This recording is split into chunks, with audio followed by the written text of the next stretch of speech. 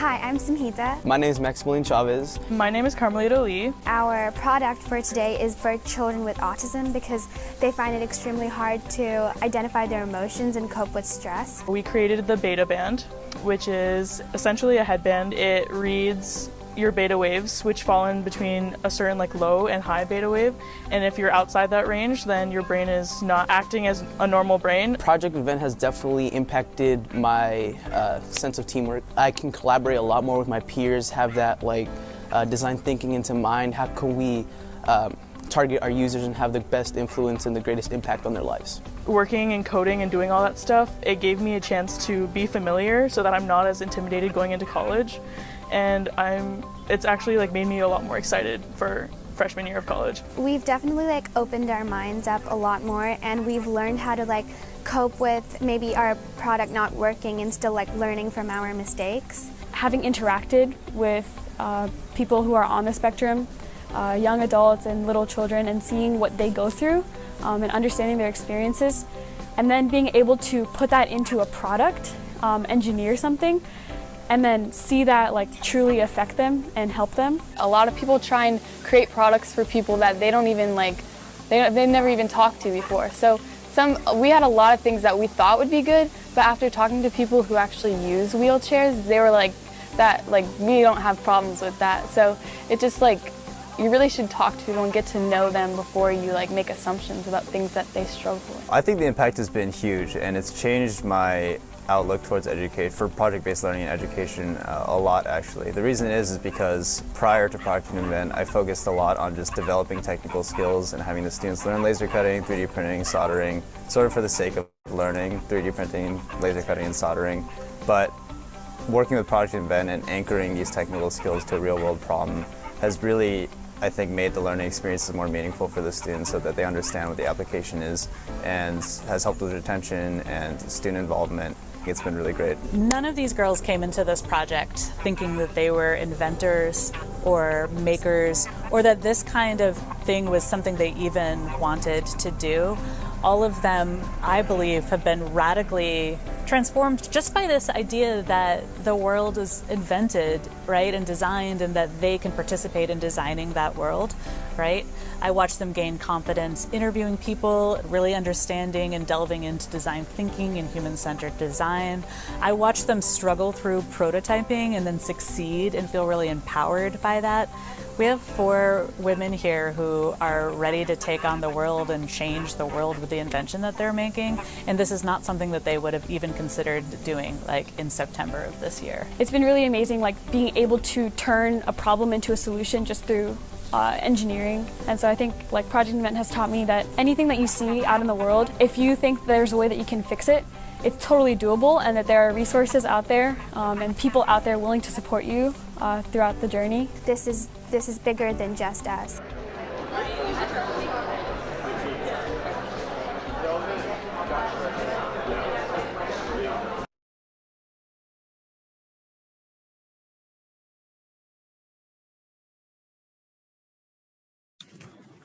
All right, hello everyone. Welcome to Project Invent's Demo Day X Northeast.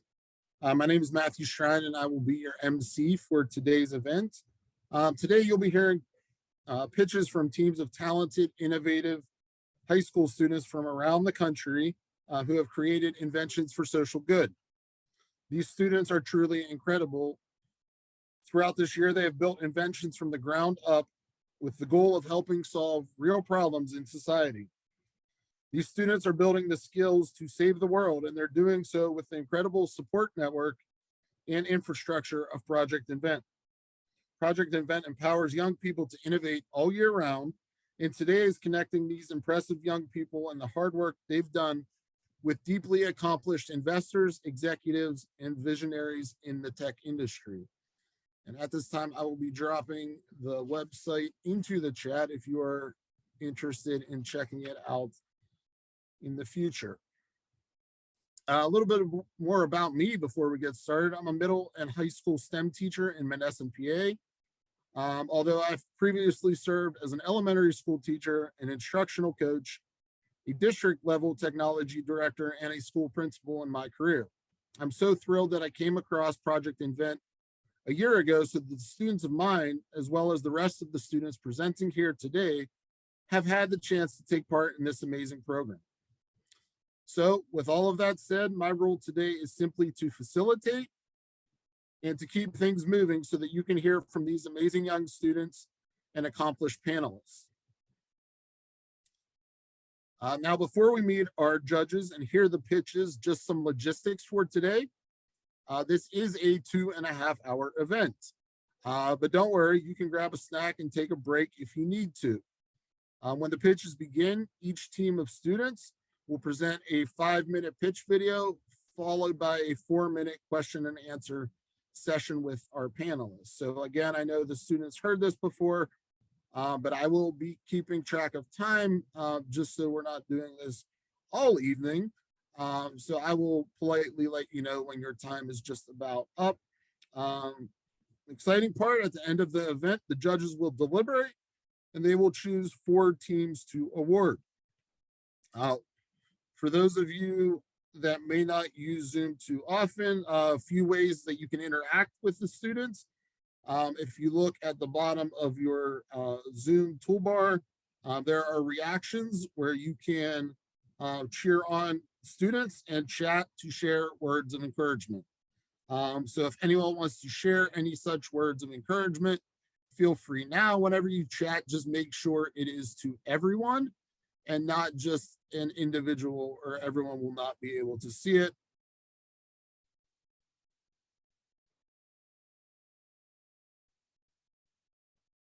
All right, somebody, there we go. How about that? All right, thank you so much. So I will be jumping back and forth just so you're aware between a couple screens here. So just bear with me if something's not on the screen yet. I will get it there in no time at all. So without further ado, we are going to go ahead and meet our panelists.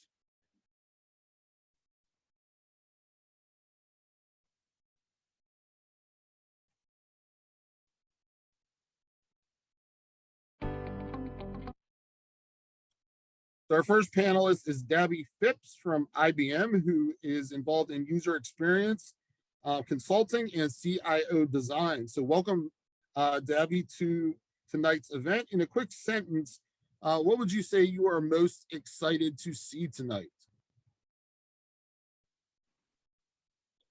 I'm just really excited to see how everyone interacted with their users and took their user needs into account and as part of their design process, and see how they incorporated that.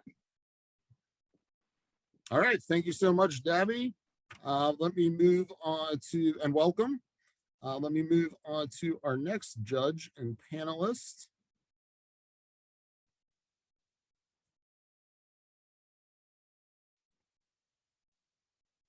Our second panelist is Christine Jowdy, also from IBM, a designer involved in the CIO design and office of the CIO. So welcome, Christine, and in a quick sentence or two, what are you most excited about to see from our students tonight? That's a really tough question. I'm actually looking forward to a lot of things. I'm really interested in seeing how students work together and collaborate and what types of innovations they've come up with. All right, well, thank you both again for being here tonight. Last but not least, I have one more individual to introduce to the group. And this is Laura Rodriguez. Laura is from IBM. She's a senior user experience designer involved in the office of CIO design.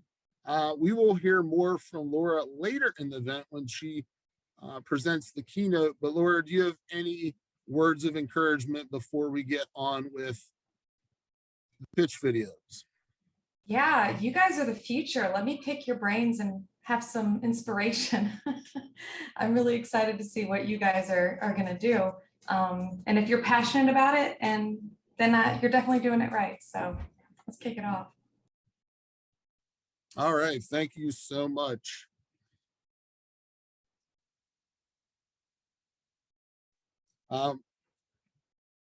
This evening's event is sponsored by IBM. So let me jump back to my other screen here.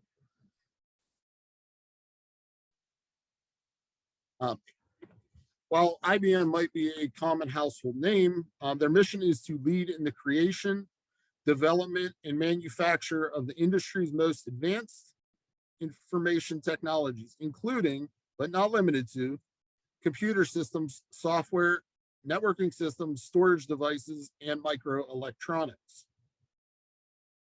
We are so thankful to them for helping make our demo day possible and for providing the $2,000 worth of funding for the prizes awarded this evening. 4 teams will be awarded.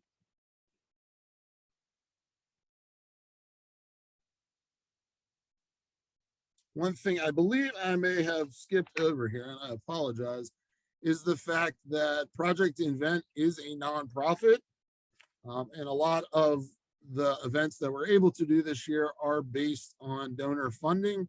I'm going to make sure to drop a link into the chat.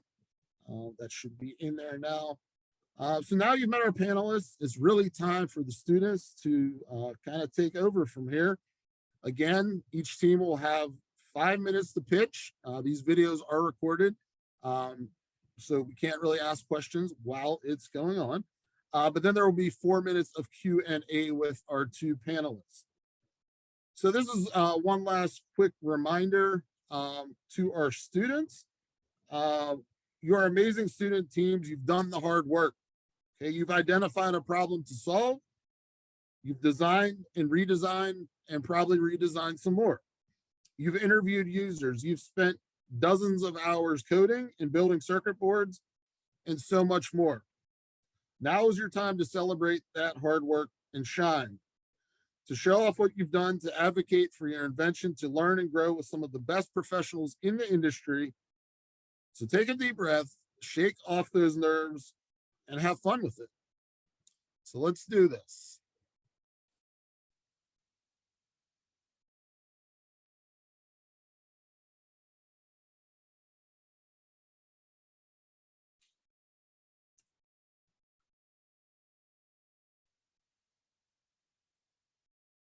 All right, as you can see on the screen at this time, these are the 8 schools and 10 teams that will be presenting tonight. And our first pitch is the Kind Pack from Narding Academy in Buffalo, New York. Each individual with autism has a unique way of seeing the world. With that comes a unique set of strengths and challenges. The Kind Pack can help.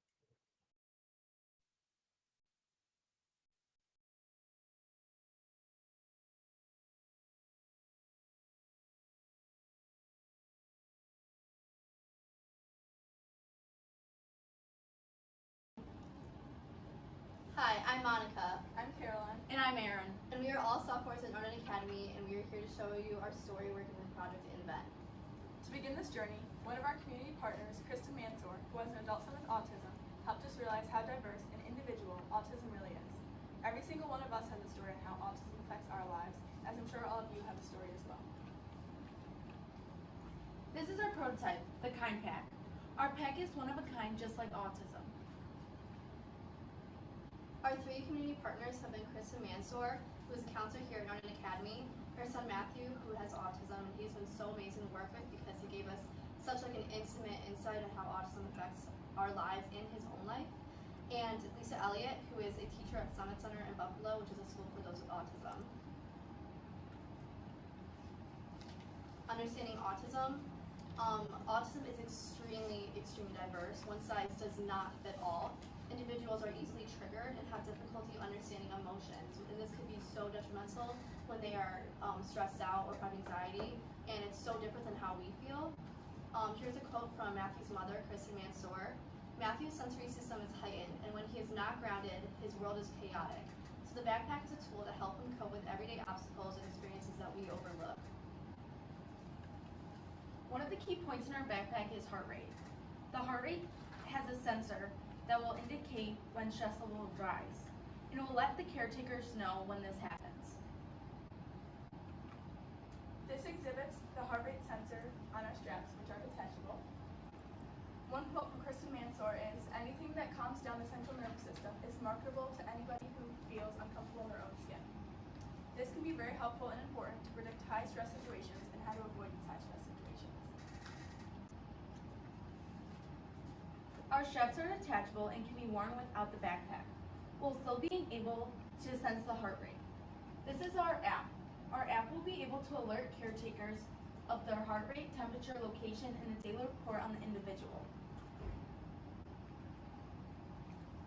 Not only will our backpack be able to give sensory feedback, but also provide the one using the backpack with soothing, tactile, and sensory materials to reduce self-stimulatory behavior. An example of self-stimulatory behavior would be rocking back and forth. Why we chose a backpack? So backpacks are everywhere. You can wear them all seasons. They're not out of the ordinary to be worn. And most importantly, those with ASD can wear them at schools and feel so comfortable with themselves and being around school wearing this backpack. Here our backpack, you can see it offers a heartbeat sensor, temperature, Bluetooth, and textured straps. And these straps can detach, be adjusted, or compressed. And mainly we have an ASD logo that helps the individual be seen and recognized if they're in a stressful situation. This is our competitor matrix. This exemplifies that while there are very few competitors out there, even our competitors do not have the same features that the KindPack has, such as vibration, Bluetooth, temperature sensors, pulse rate sensors, and an app. Our next steps. In the future, we hope to add additional functions like skin temperature, customizations for the individual, and respiration rate. Thank you so much for giving us this opportunity.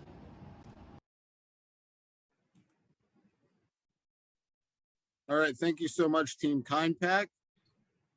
It is now time for the judges to ask you their questions.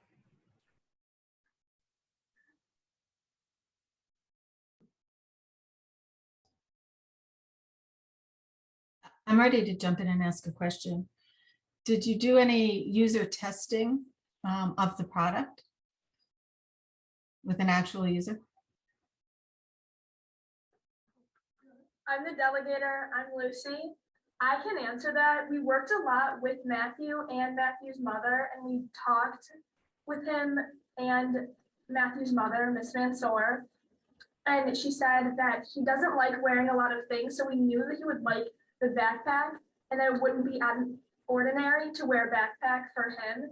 It took a lot of trial and error to see what he would like, because he doesn't like watches or anything on him. And after talking like over and over again with her, we realized the backpack was the best fit for him. And we tried the user heart rate on us, and we know it works, but we didn't try the heart rate with Matthew.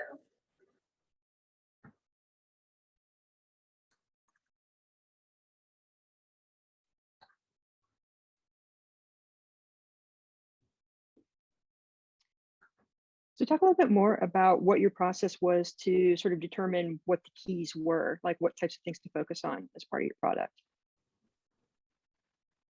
Monica's going to answer that. Hi, I'm Monica. So basically our first day working here, we all came in and we were all asked like why we came and if we had known someone who was affected by autism. And each and every single person in the room would raise their hand, and we saw how serious this was and how much of an impact we can make working together. So when we first decided the backpack, we had three main ideas. It was vulnerability, social skills, and sensory issues. And the backpack is so great because it's hiding all three of those ideas. Social skills helped a lot, especially with vulnerability too. Walking around with the backpack is totally like, it wasn't out of the ordinary. Like you could wear it to school, anywhere in public. And then most importantly, sensory, kind of coming together with the backpack. We mainly thought about stuff like the straps, which had like compressions, and we're always activated with other triggers that really came into our mind when we thought of the backpack. And same with the heart rate and temperature. All of those main triggers or responses were all tied into this backpack. I can add to that. So when we first came in, we didn't have a ton of ideas off the bat. I bet no one else really knew what they were going to do. And after we talked and did research and really worked with Matthew, we sat right here and we played some games with him and just got to know him as a person. And a lot of the ideas that we had, we later realized that's not going to work with Matthew. So we had to switch up and go back into the other room and figure out materials and stuff like that that would work with him and that he would actually want to enjoy. We didn't want to make a backpack that our user wasn't going to like. So we had to change up and re-innovate the ideas that we originally had after our first meeting with Matthew. And I'll add that. So also when we first met with Matthew, we actually were in this room and we were playing games with him. And when he first walked into the room, one of the things we all first noticed was he did bring a backpack with him. So I remember after we had met with him for the first time and got to know his personality and know him as a person, we did go back in the other room and we did discuss different ideas. And Monica actually came up with the idea of the backpack, and we talked about different things that we could use in the backpack, such as the sensory. We talked about vulnerability and social skills. So with the compression straps, it helps just to feel safe, and almost kind of like a weighted blanket feels on you. It hugs you and it calms down anxiety and different things like that. So the compression straps go along those lines and help with the same thing, along with fidgets and different sensory and tactile options on the backpack, just to help with calming down and just helping along with that stuff. There's some of the things that we added to the idea. And because Matthew's mother, Kristen, works right at our school, it was very convenient for us to go down to her office and ask her many questions, such as does Matthew like using weighted blankets? Because that's what we found a lot in our research. And I'm going to add to that too. I just want to chime in. We're at about 4.5 minutes already, so if we could just wrap up with this idea. Thank you. Okay, I just want to say that this was an amazing process and it took a lot of teamwork. And I mean, I'm so grateful to have worked with everyone, and I'm so grateful to have this opportunity. And it's really been such an amazing experience, and it definitely has changed my life. And I'm so grateful for all of my friends that I've gotten so close with and the teachers that have helped. And just thank you so much for this experience. Yes, thank you so much. Yeah. Thank you. Thank you. Thank you. All right, thank you again, Team KindPack. So I'm going to go back to our other screen here, if you bear with me 1 second.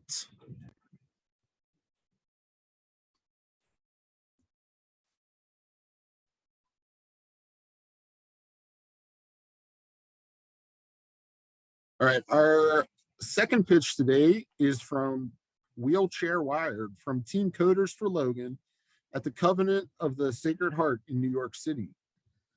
Wheelchair Wired is a product that gives wheelchair users better access and more independence. Oh. Hold on.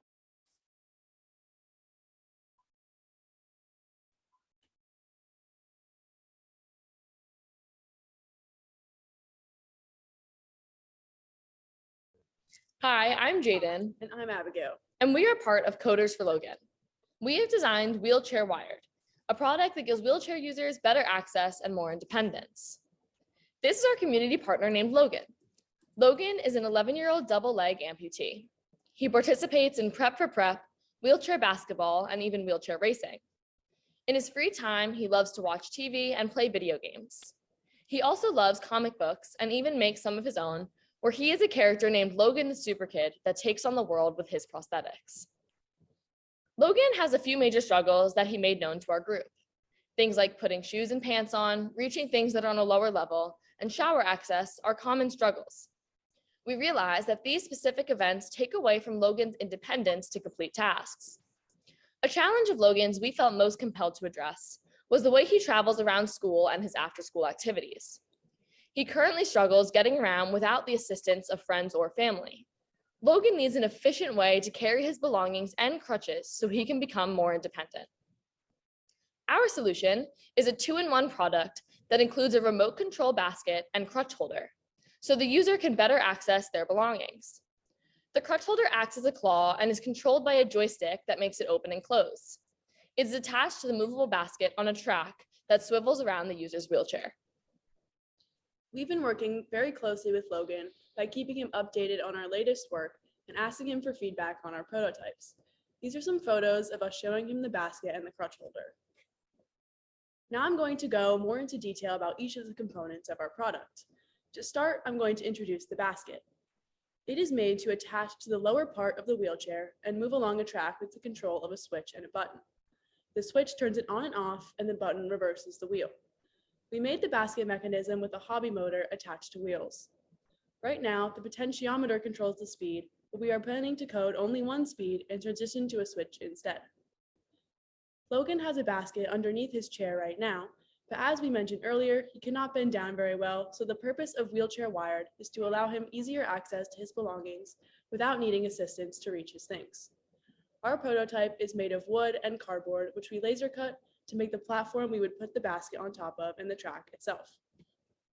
This is a more in-depth look at the wheel mechanism of the basket. As you can see, the potentiometer turns it on, and when we press the button, the wheel spins in the opposite direction.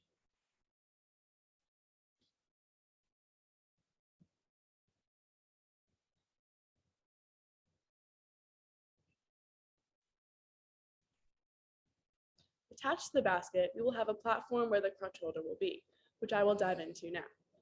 The claw is made using a Tower Pro MG995 servo, which is controlled by a joystick. The purpose is to give him an easily accessible way to put away his crutches when he is done using them. With this claw, he can put his crutches away when transitioning into his chair instead of having to put them in the back of his wheelchair with the help of another person. We made the claw by designing it in Adobe and then laser cutting the acrylic material and screwing it together. This is a video of it working, and the components are in the photo. We have not finished our product yet, but our vision for the final version is here. The blue rod is intended to be a track that wraps around the wheelchair for the basket to swivel on. The basket is the green figure in the image that can be tucked away and also brought out to the side for easy access. The pink rod is where the claw would be placed to move around alongside the basket for Logan's ability to put his crutches away easily. Now we're going to go over the market of our project. Our competitors are manual crutches holders and an immobile basket that connects to a wheelchair. This makes our product novel because it is automated and allows the user to be more independent. To produce our product for just Logan, it would cost us around $160. However, with funding, we could afford to order materials in bulk, which makes our product about 30% cheaper. Since there are about 2.7 million wheelchair users in the US, the total addressable market of our product is about $279 million. So some next steps for our project is to find a usable material for the basket, figure out how to combine the two components together, and attach the product to Logan's wheelchair. As we have said, this product has the main goal of independence. For all wheelchair users, it is difficult to transport belongings around, and with our invention, we are trying to help solve that problem. Thank you, and now we want to open it up to questions. Thank you. Oh my gosh. All right, thank you so much, Team Coder, for Logan's. Your 4 minutes of Q&A will start now. You want to go first again, Christine, or? I can. I'm wondering if you have a full-size prototype completed. So we're pretty close now. We started attaching the basket. What else we have to add is a little bit of an extension for that to kind of swing back behind the wheelchair as well. But other than that, it's pretty much working. We're just switching out right now the switch for the button. So it's not going to run because we're still switching those pieces out right now. And that's what we're coding earlier today. But other than that, it works. And for this one, this is fully done and works. So you can't really see it, it's clear, but it's the claw. So I'm curious, is this something that would be easy to attach and unattach, or is this something that once it's kind of on the wheelchair, it's permanently there? So that's what we were talking to Logan about too, on where it's easy to attach it for him. And so we met with him in person and went over kind of the dimensions of his wheelchair and where his arms usually are, played around with it.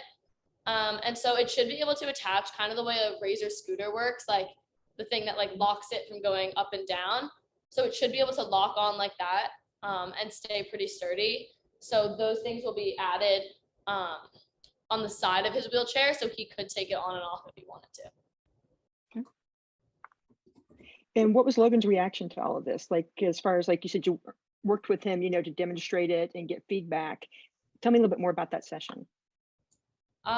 He had a lot of fun. We brought him into our classroom and we made some stuff. So we let him laser cut things for himself and he just played around with stuff.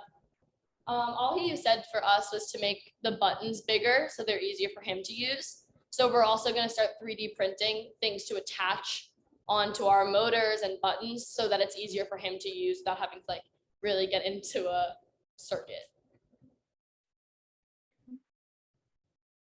Have you thought much about like what if people need like different basket sizes or anything like that? So that's a lot of what we're working on now, kind of more of like the physics on how it'll drop or what can fit. So his wheelchair is around 1.5 feet wide. And so we wanted to make sure that if it went around the back, it doesn't get any wider than his wheelchair, because we still wanted to make it easy for him to like get around and get through doors and make sure that that didn't interfere at all. So I guess depending on the size of the wheelchair, for him, we made it specifically the width, but for different wheelchairs, I bet that could change depending on how we wanted that to work. How'd you decide who did what on your team? We kind of just fell into parts that we wanted to really take over. So Abigail and we did a lot of the coding of this part. And then Mohani and Liani did a lot of the designing on that. Flossie did a lot of the 3D printing, which is really good. And then Sarah and Cameron also helped a lot with building the claw. Claire did our like, Claire did like, she did all the math and everything behind that. So.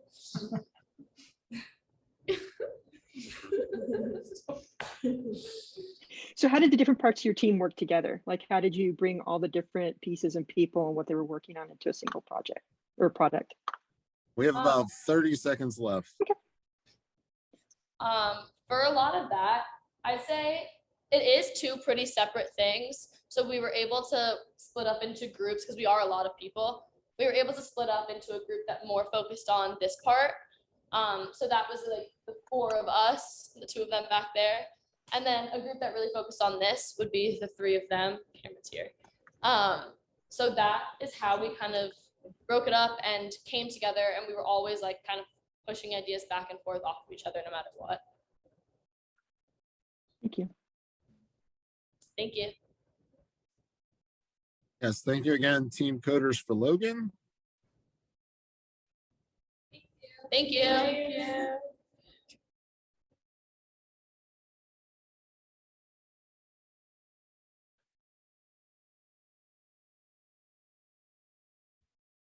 All right, moving on. Our third pitch is from Team Heart from Meadville High School in Meadville, Pennsylvania. The Heart is a comforting connector that helps parents cope when they can't be with their kids.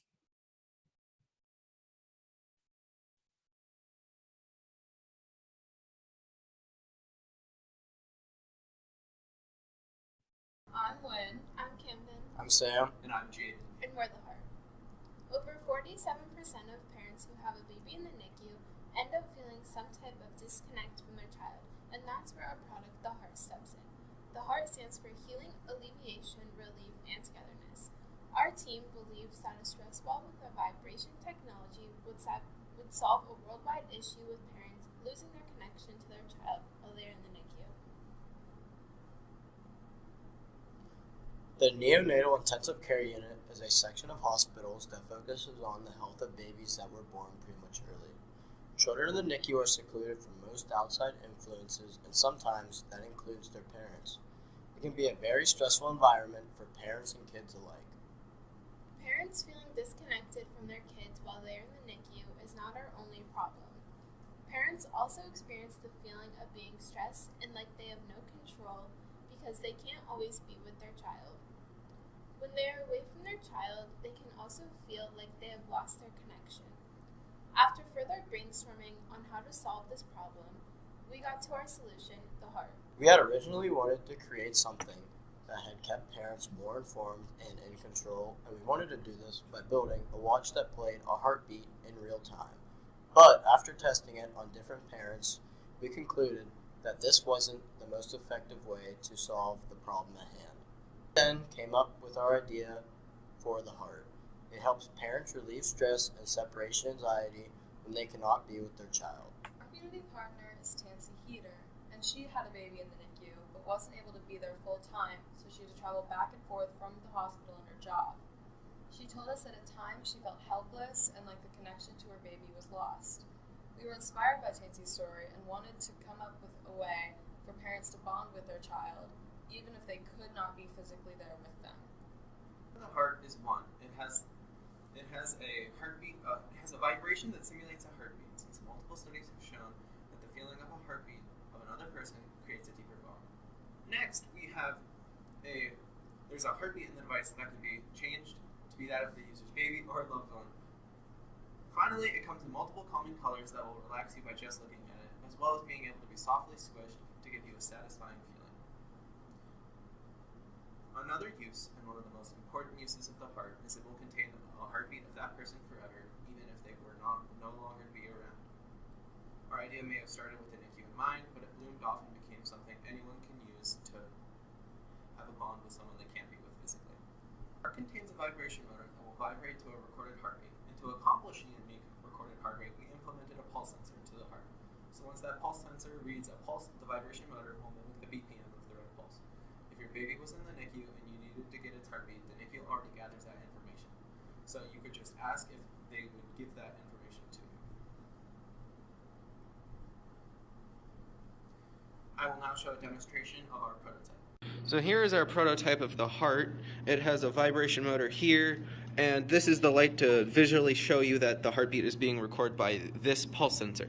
So if I hold this right here, as you can see, there's no vibration and no light. But if I press this button while my finger is still on this pulse sensor, because it is currently reading my pulse from my finger, if I press this, you will see that the vibration starts and the light is on. This will not be in the final product, but it is just here to show you visually representation because we are digital. This is our competitor matrix. We wanted to show a visual of how our product compares to other similar products, and our first feature shown is vibration. Compared to the Infinity Cube, the heart has a more intricate form of vibration, the heartbeat. The Fidget Cube is even less impressive, having no vibration at all. The next use is stress relief. Our product has a similar amount of stress relief as the other two. Lastly is parent-child connectedness. We pride ourselves on the heart's ability to nurture the bond between parents and their children. This is a feature that the other two products do not have. The total sale price for the heart will be $69.90. The total cost of material will be the most expensive at $27.90. Labor, overhead, and markup will be a total of $42. If we were to continue the project further, we would like to first finalize the technology, since currently there are a few bugs and no way to save a heartbeat onto the device, only way to have it play in real time. Then we would like to be able to share our product with more people who are struggling to connect with their babies, and this could be done by selling them in hospitals or infant-based stores. By supporting our product, you are supporting the worldwide bond between parents and children. If you have any questions, we would be happy to answer them now.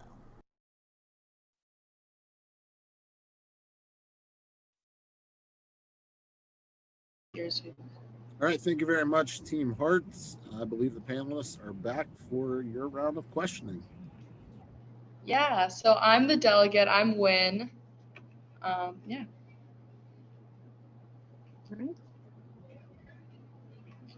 Abby, why don't you go first? Yep. I'm just thinking about which question I want to ask. So once again, kind of tell me a little bit about how you guys work together. Like, what was your process? Kind of how did you divide up the work and things like that? How did you collaborate and things? Yeah, so it was a class, so we met together and would work during class period and work a little outside of class. And we're all kind of friends, so we enjoyed the time together, and we delegated the work so that it would be equal, and we kind of did our part to do what we enjoyed and what we were really good at. So Jaden was really good at tech, so he did a lot of the tech things, and when we would meet with Tansy, our community partner, and a few other people in our community, then some of us would meet with them, and we kind of worked it out so that we all had our own equal part and enjoyed what we were doing. And just for clarity, I wasn't quite sure I understood. When it came to the actual heartbeat itself, is it a real-time heartbeat, like from their child, or is it a heartbeat that is recorded? I didn't quite catch that. Yeah, Jaden can answer that. So we have two computers. Hello. The heartbeat would be recorded, but in the demonstration I showed, that was my live heartbeat. Okay. And would it actually be their child's heartbeat, or? Yes, they could record their child's heartbeat to be anything they wanted. Yeah, so we found that when we asked Tansy if it would calm her to know her real time, like the son's heartbeat, she said that it would be more stressful to have to worry about that. If it stopped, what would happen?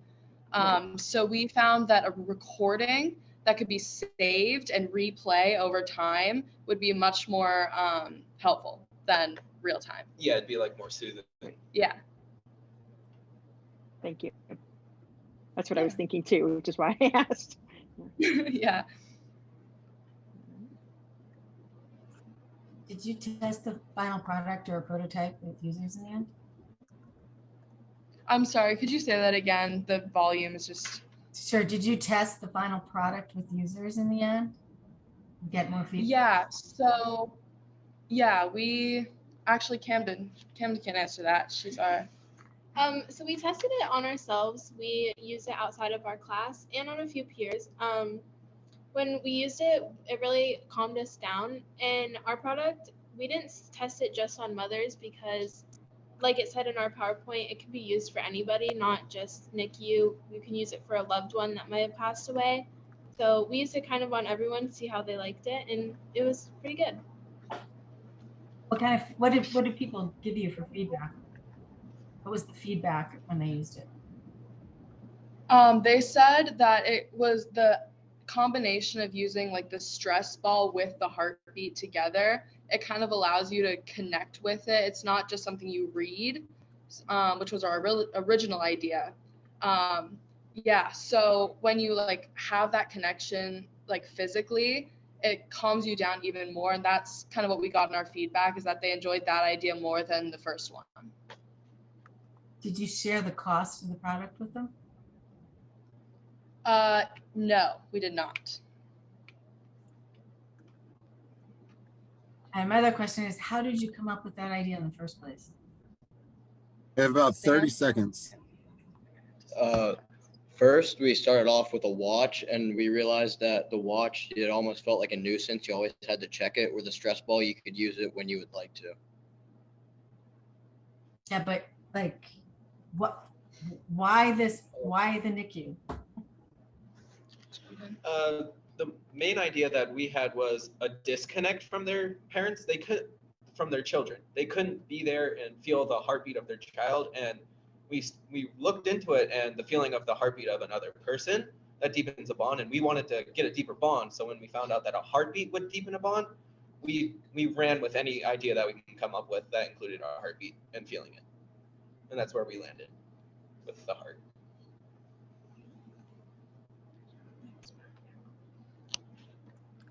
All right, thank you very much, Team Heart. Judges, any last questions for them? Thank you. Right, Thank you. Yeah. Back to the other screen here.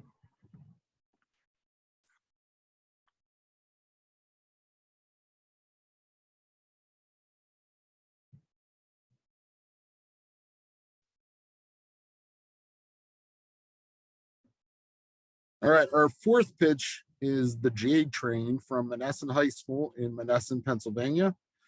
The J Train is a cost-efficient wheelchair transformation kit to help folks get around easier.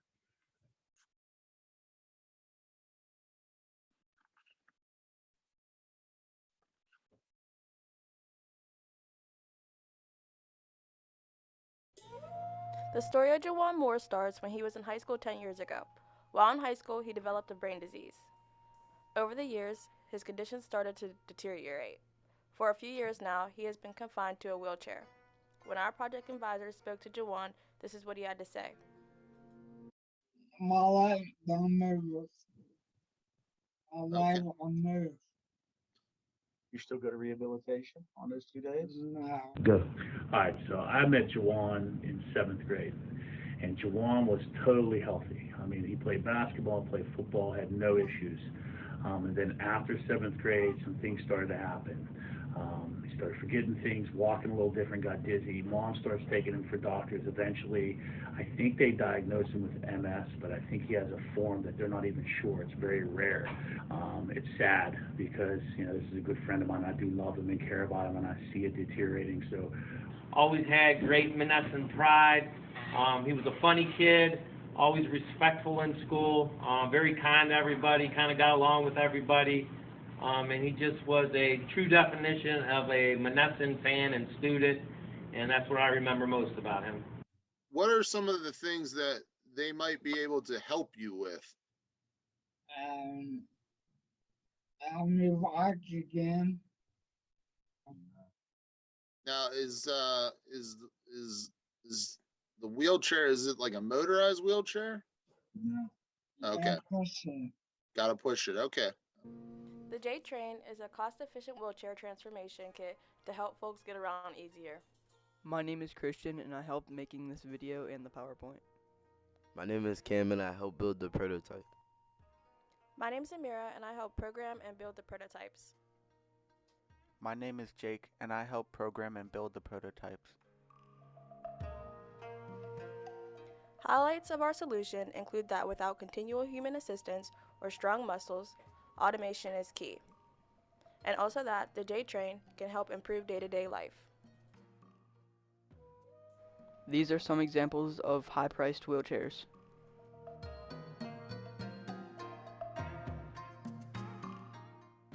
While our prototype cannot be user tested, we learned about the fast motions when we started and stopped the motors.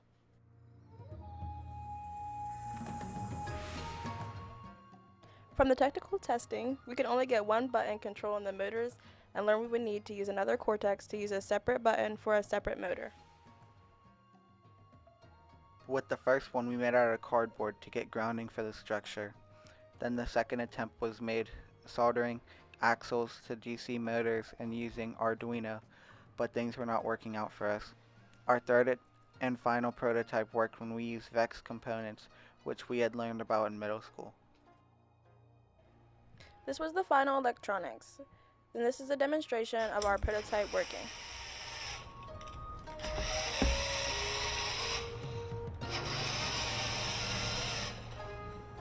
Our strength is we believe we can keep this under $500 and half the price of a current wheelchair.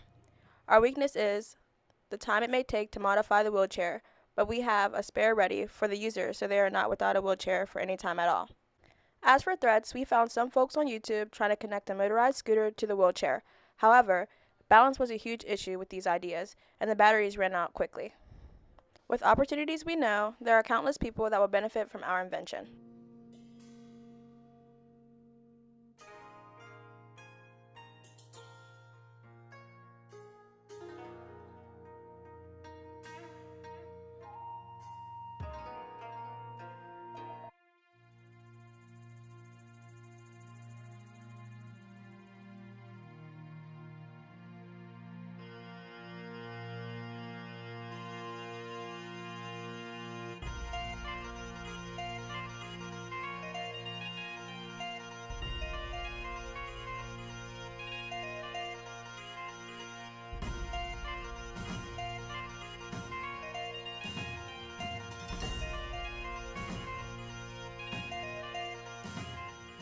The J in J-Train comes from Jawan's first initial, and we use train because it sounds cool and a train gets things from one place to another. In the J-Train kit, you will get 2 motors for each of the back wheels, an electronics kit, a battery pack, a battery charger. Assembly is free for customers. Our future plans are using any capital we can raise and creating a true prototype for users to test for us.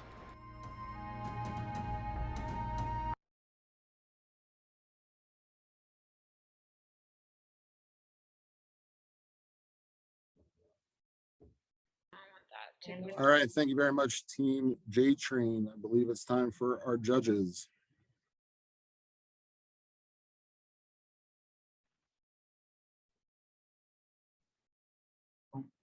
So talk a little bit about, talk a little bit about your process. Like,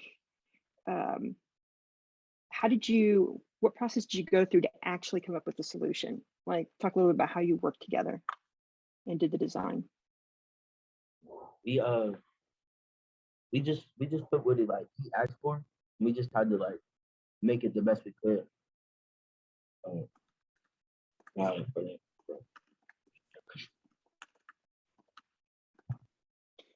So what about amongst yourselves though? Like, how did you go about trying to problem solve? Well, like whenever we was building it, at first we couldn't like really get to work, so we had to change what we was doing, like in the middle of it.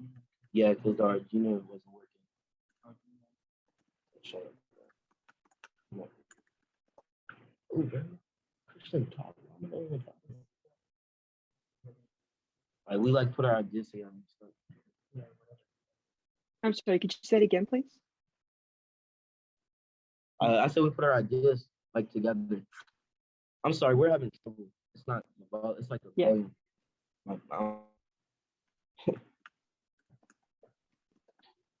Christian. Pretty smart.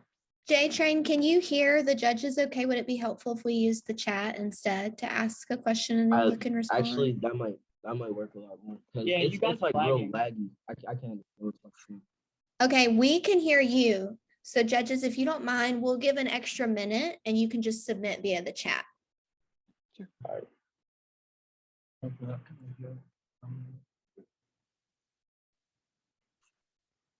Christine, do you want to go since I was trying to ask her?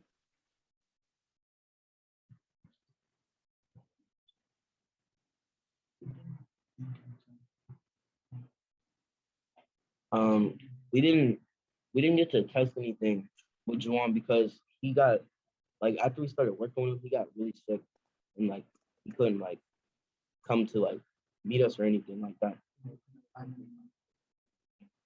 And there wasn't anyone else to test it, so we just. What's the other question?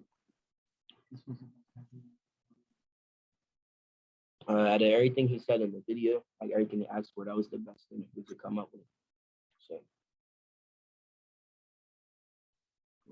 All right, about 30 more seconds.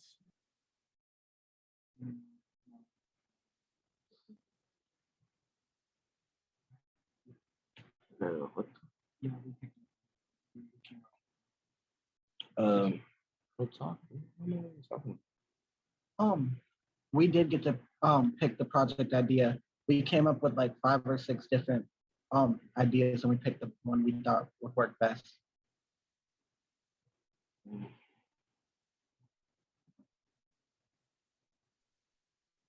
And then we didn't try it out ourselves. Yeah.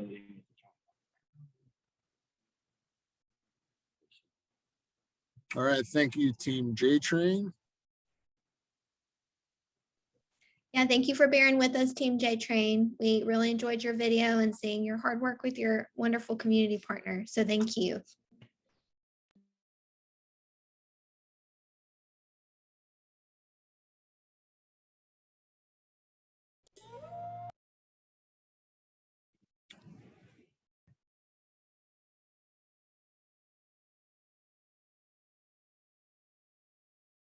All right, our 5th pitch is from Team BeXy from Monessen High School in Monessen, Pennsylvania.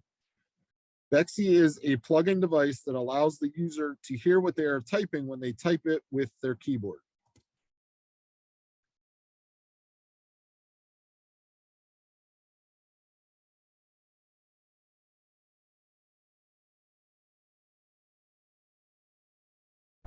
Hello everyone, we are at BeXy, and we are part of the Project Event program because we wish to help those who have visual impairments.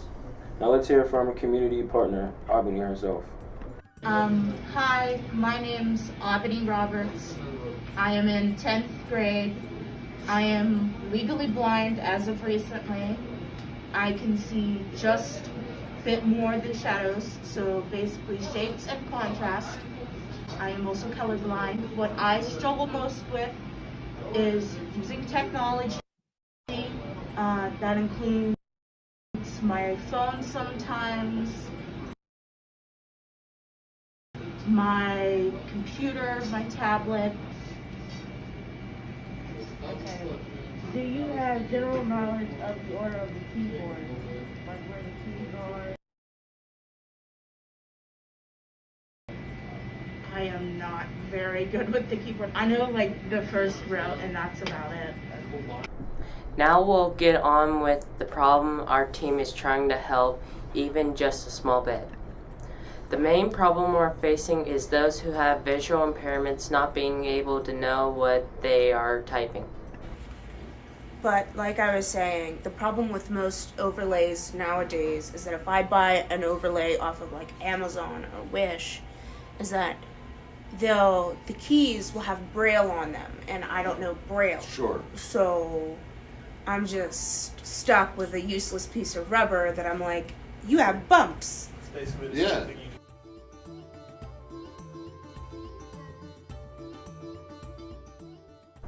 Here's our team. Jalen Cruz, she's basically our leader. She comes up with most of the ideas and tells us exactly what needs to be done and when. Kyle Lugo takes notes while the group is conducting interviews and helps come up with the ideas. Rick Hazuka, he's basically the group's engineer. He is in charge of putting our keyboard together. Aiden Vinegar works on our marketing and business portion. Anthony Cruz, I'm our main researcher who figures out the logistics. And Daniel Dozer, he also works on marketing and business portion.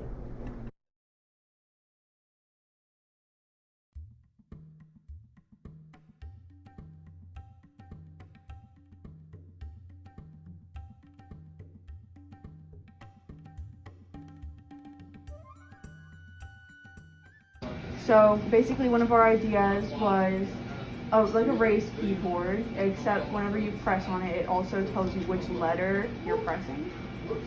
That would be so extremely helpful because most screen readers that you get nowadays do not tell you what you're typing. There would be so many users that would use it. I couldn't Do you even have like begin. groups that you talk to at this point? Like, because it's No. been about a year, right? No, I have not talked to anyone, but being like this, Yeah. I've met so many random people. Like, the lady who came in for the blood drive, who was running the blood drive, she's basically blind in her entire left eye because she has a shunt in her eye, and I was like, I would have never known. Yeah. And then the delivery dude who delivers my meds every week, he's like, yeah, I have a lot of blind spots. And I'm like, really? And I'm finding so many common people that are just struggling through life. Yeah. BeXy is a plug-in device that allows the user to hear what they are typing when they're typing it. This is our first prototype.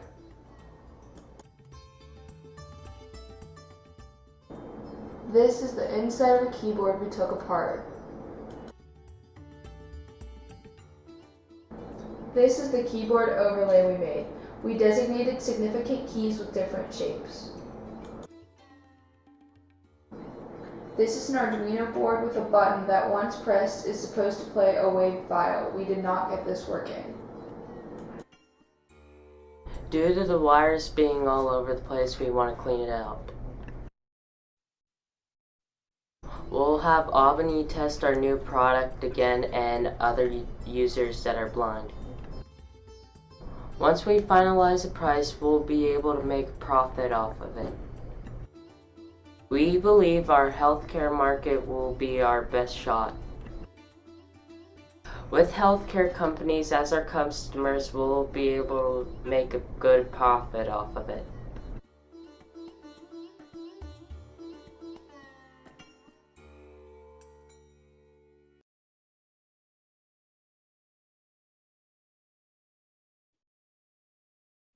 All right, thank you very much, Team BeXy.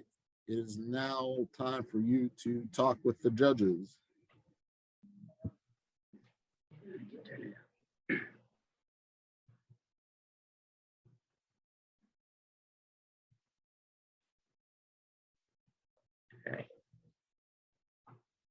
All right. So kind of what we've asked others, like, how did you identify this particular, issue? Was it because she's a classmate of yours and you wanted to help, or how did that come about? Well, she's one of our classmates, and at first we were going to go with like someone from SPHS, find somebody through SPHS, but then Albany came to our school, and we thought it was a good idea to help her instead.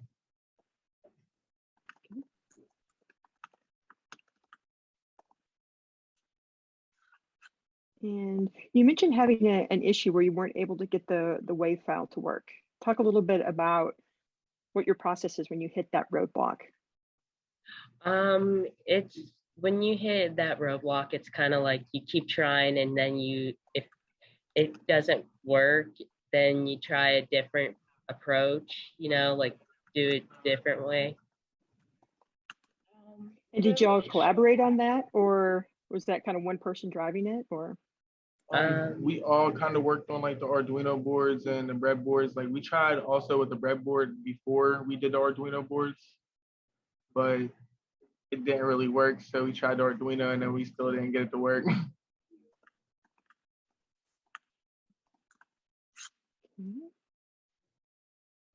Christine, do you mind testing your mic super quick? If you could just say test.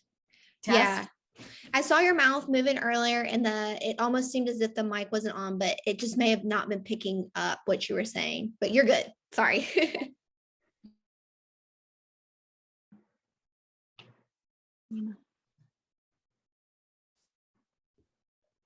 What about, I'm kind of curious. So is the idea that the keyboard would be connected to mobile devices, or is there a different solution that you're thinking of, or in what area do you see this keyboard being helpful? It's kind of hard to stick in your pocket. The first idea of keyboard was like, it was going to be like a USB drive you plug into the computer, and every time like you press the key, it automatically tells you like what key you hit. Basically, like say if you hit A, it would just write out A to you and say it to you. Okay. So you said that was your initial idea. What made you pivot? Well, we wanted her to be able to know which keys she was pressing. So we went with a keyboard overlay so she could feel the letters as she types them and learn where they're at.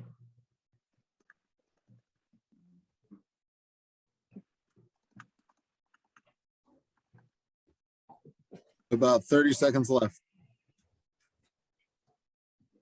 I have a bunch of questions. Yeah, did you consider that the sound that they might need headphones or some other device, because being done in an open space, it would annoy other people? I didn't either. No, I didn't think about that. And then you picked healthcare companies only for your marketing, and you made an assumption about making a profit. Did you do any other research to find out what it would actually cost to build the product, and why did you only pick healthcare companies? Well, yes and no. We weren't able to find a price because this has never been done before. And so we're just starting from scratch. And so we're hoping that with healthcare, we will be able to have a more broader and be more seen. Mm-hmm.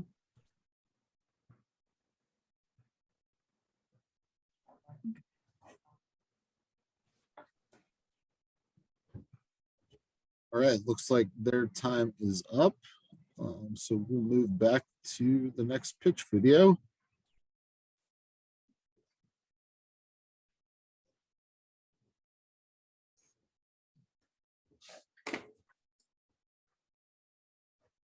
All right, that brings us to our sixth pitch video, halfway home. Our sixth pitch is from Team Sensorware from Fordham High School for the Arts in the Bronx, New York City. Sensorware is socks that ease your pain without additional strain.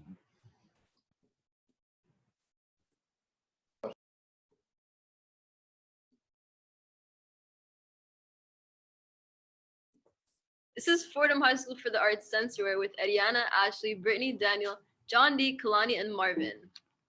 All right, to begin, this is just our table of contents, which is a rundown of what it is we're going to be going through today. First thing is our community partners, which are Nisa and Mr. Figueres. Nisa is a therapist known for her passion in creative writing and violin. Mr. Figueres is a science teacher at Fordham High School for the Arts, known for his witty jokes and his love of soccer. Nisa says, I want to exercise, I want to get more muscular, and limitations of my foot really depress me. Mr. Figueres' quote says, if I gain too much weight, my leg hurts, and I'm at risk for arthritis. But if I try to lose weight and end up building muscle, my leg hurts, and I'm at risk for arthritis. Over here, we see an overlap in Nisa's and Mr. Figueres' need. It has to do with the paradox we saw in Mr. Figueres' need previously, where there's no balance in what it is they need to do. So if he gains too much weight, his foot hurts. And if he loses too much weight, his foot's gonna hurt. So what we're trying to do is approach the lack of mobility and overall wellness due to the effects of surgery. And this is how we're gonna do that. So low-level electric shocks are sent to the foot and block pain receptors from reaching the spinal cord and the brain. What this does is it eases muscle tension and it promotes blood circulation. It'll have a remote control, which will allow the user to determine exactly what part of the foot they want to be shocked, as well as the voltage of those shocks.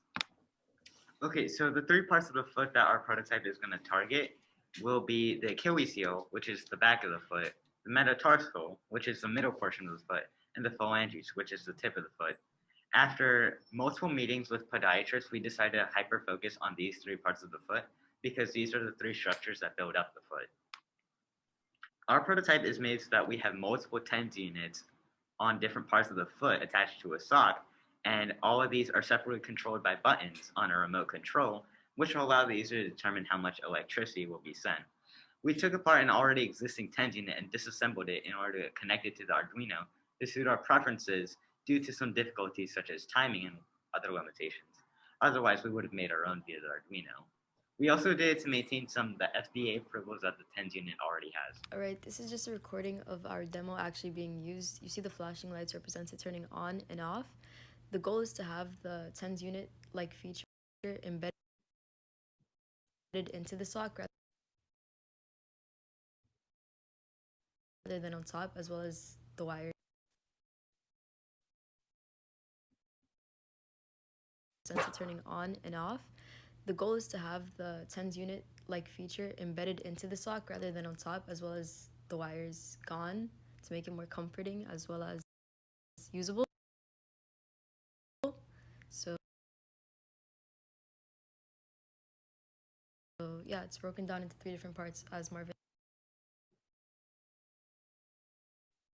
explained, and that's All right, so after researching existing TENS unit, we came across these three similar devices, which is the wireless TENS unit, which is a sticky pad that sends electric shocks to a targeted part of your body. The problem with this is, though, it will only send shocks to all the pads or none of the pads at all. So you're stuck with either getting every shock or no shock. Then the Vibrator acupuncture massage slipper, which is basically a slipper that would send shocks to your foot, but only the bottom part. And then finally, the Nature Cure cold therapy sock, which is a sock that would use cold temperatures in order to ease pain. What makes our device different is that it would allow the user to program or shock whichever pad they want at whatever time they want, or control the amount of voltage being sent to the sock. It is also wireless and is able to be used regardless of your physical activity or location. Okay, to add on to what John D said, the purpose in these differentiating factors and what makes them so important is the fact that it's usable regardless of physical activity or location, which is something these three devices don't allow you to do. And the purpose is to make it more equitable as well as viable. We have different people with different needs, and we want to approach every single need these people have. Whether you have a mother that works too hard or an athlete, they'd both be able to use this product and get the result that best fits them. So as of right now, our main goal is to have it wireless and as well as a multiple design variation so people can use it with whatever clothing or context they want it in. And by next year, we want it waterproof and compression options and apps so that more people can use the sock and have easier access to it. And then by 2024, we want accessibility to different age groups so that more people can use our sock, because as of right now, it's only available from ages 8 and older. And we want to be able to help kids who are younger than that. And a display monitor so doctors can be able to get whatever info they need from the sock and be able to adjust it to the patient's need. And finally, by 2025, a treatment plan that can be prescribed by a podiatrist for anyone who's having similar or exactly the same problems with their feet. what we need, more accessible resources, such as more expertise in anyone who's teaching this type of field, and also funding to be able to accomplish all our next steps. Sensorware The sock that eases your pain without any additional strain.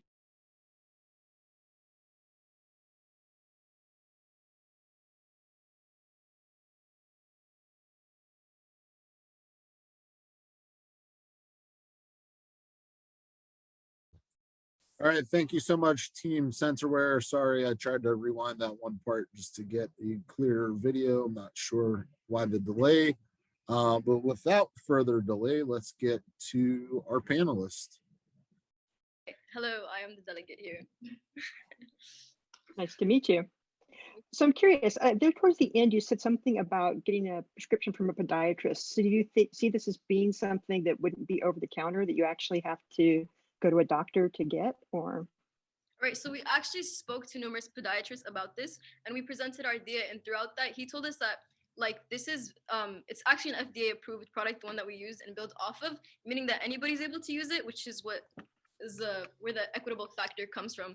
But also what we wanted to say, or that specific area, was based on the fact that everybody has different needs, and if you are someone that's struggling to that capacity, you can have your doctor or podiatrist look at it and help you like specify what best works for you based on previous information relating to health, you know? Yeah, sorry, I just said a lot of words. I hope that was clear. Absolutely, thank you. You're welcome. You also mentioned getting rid of the wires. So tell me a little bit more about how you see that working. Okay, so I mentioned in the video, which you guys couldn't see, which is unfortunate because that was like what glued it all together. But the whole idea was to have the wires embedded into the sock rather than around it, because nobody wants to wear a sock dripping in wires. You can't put on sneakers, you can't do anything, and that like takes away the whole like aspect where you can use it while you're doing anything. So when we spoke to Nisa, our community partner, she talked to us about like actually using a TENS unit. We made sure that this was a product that worked for her, and it was, but she like the feedback she gave us because of the TENS unit related to the fact that the wires made it really hard to move, and she's already having trouble with mobility, so that wasn't something we wanted to include. And also we wanted to take into consideration other people, and if like the differentiation in mobility and their access to it affects the wires. So if we have wires, it's hard to use and you can't use it. So no wires makes it more. Right. Let me rephrase that. Without the wires, how do you get the signal and the power and stuff to the unit? Okay, so we actually worked on developing an app, or beginning to develop an app as well. And there's also a remote, or there's also a remote for it, just because like well, we struggled for the remote, honestly, or not the remote, the app. But in terms of equity, our fellow is actually a computer science teacher, and in terms of like equity and wires, we wanted to make sure that we have both the remote and the app option, because not everybody has access to internet. So the remote is connected to the device, so you can control it from the remote. And then if you lose it, you have an app too. Yeah.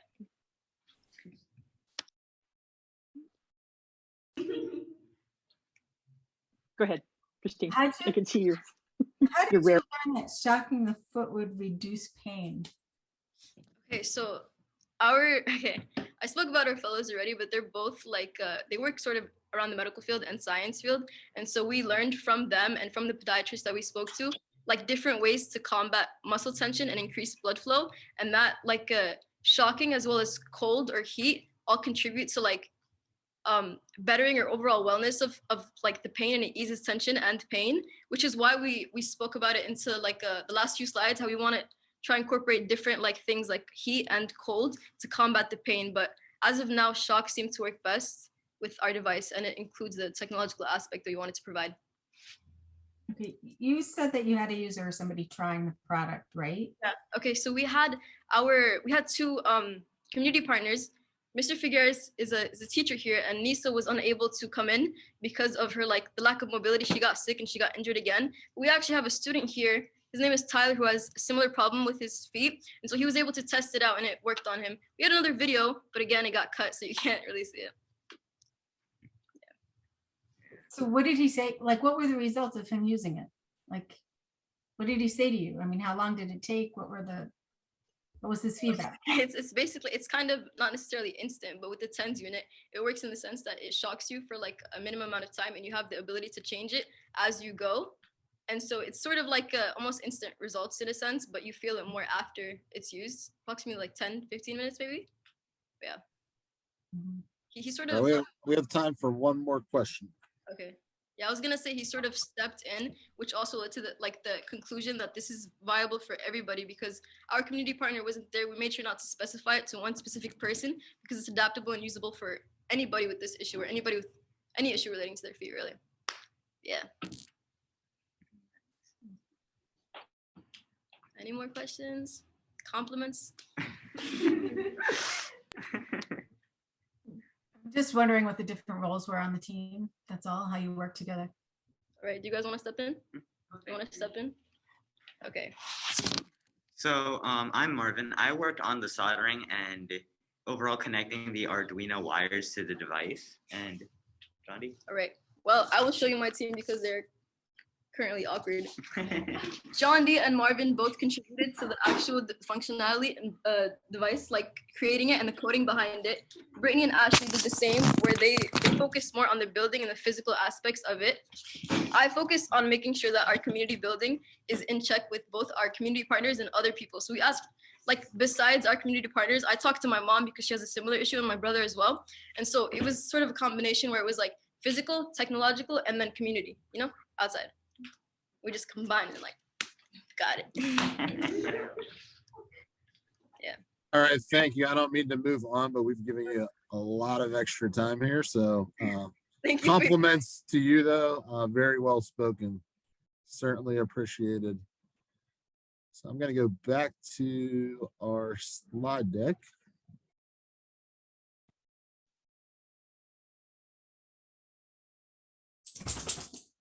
Second, having a temporary issue here.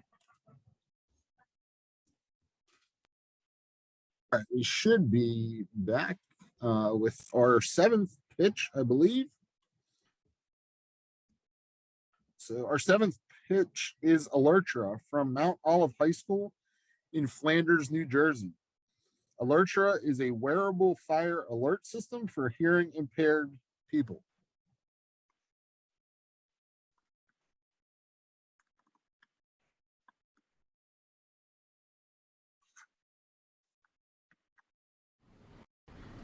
Hi, we're Team Mount Olive.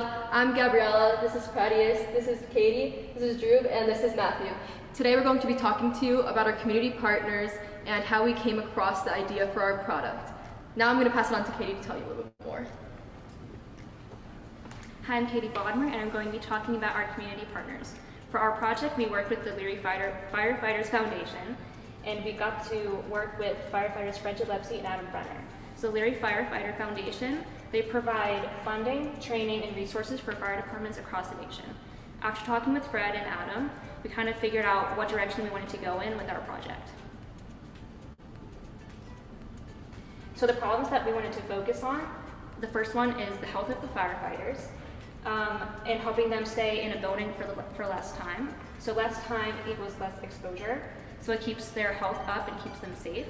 And then the next one is safety of the public.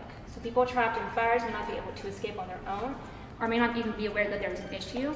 So after kind of learning that, we wanted to help that. So our solution is to create a system that can help people that are deaf or hard of hearing during an emergency. So how we're going to do this is by creating a watch that will alert wearers of danger through vibrations.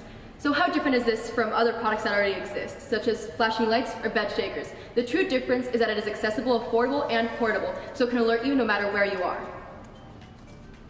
So our product features a wristband which is connected to our fire alarms via Bluetooth. It'll also connect to an app and a website. And anytime there's smoke or fire in the vicinity, that's going to activate vibrations on the wristband, which will immediately alert the wearer that there is danger. It's also going to call 911, but don't worry, if you burn your toast, it's not going to immediately bring the police to your doorstep. There's going to be a big deactivation button, so that way you can always cancel that call. And we're going to connect it to the app, which stores all of your health information. So the minute emergency services arrive, they'll immediately get a printout of your past medical records and history. So for our user testing, we want to introduce Alertra to a very small group, including the hearing impaired here at Mount Olive and the hearing impaired classes. We want to work with the Schools American Sign Language Club, which involves students who are both hearing impaired and hearing unimpaired to see both their perspectives on the issue. And we want to run various tests in various different conditions to see how the product performs.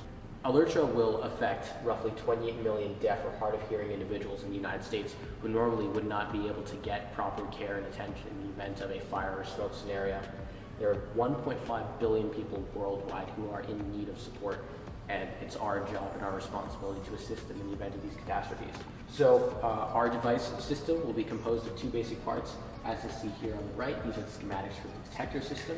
So the detector system will look something like this in a variety of different colors. It has vents on the bottom. They'll pick up smoke as it comes in with the smoke sensor, and then use a microcontroller to send it right down to the individual's devices. It will also contain some indicator lights to immediately let you know. On the watch side, we'll have a small unit like this, and this will begin flashing. We have small LCD screens, we have lights, and we have a vibration motor, not like the kind of your phone, that'll immediately start buzzing and let you know that there's a major problem. So the net cost for a product is going to be roughly $60. We found that our production cost will be $40, given this breakdown of each of the pieces we need to actually construct the product. We're going to try to use mass printed parts like PLA, which will greatly help reduce the cost at a larger scale. And we're going to be using small board electronics that allow us to integrate our product really easily with microcontrollers like the Arduino, which would allow us to pocket roughly $20 of profit per unit sold. So our next few steps with the product. First off, we want to add a cellular module. Right now our prototypes don't have that piece as of yet. That allows us to immediately call 911. That step involves us actually talking with emergency services, dispatch, emergency medical services, and the fire departments. So we want to make sure that's clear with them first before we actually add that piece. We want to use location to display evacuation instructions. So when that display goes off, depending on whether you're at school or at home, that'll immediately point you towards the nearest exit and give you other evacuation instructions. And finally, we want to connect Alertra to the existing ecosystem of hearing impaired pieces. So that way, a person's not buying a whole new set of electronics. They can integrate it with their bed thumpers, pillow shakers, and other pieces that they already have in their home. Thank you.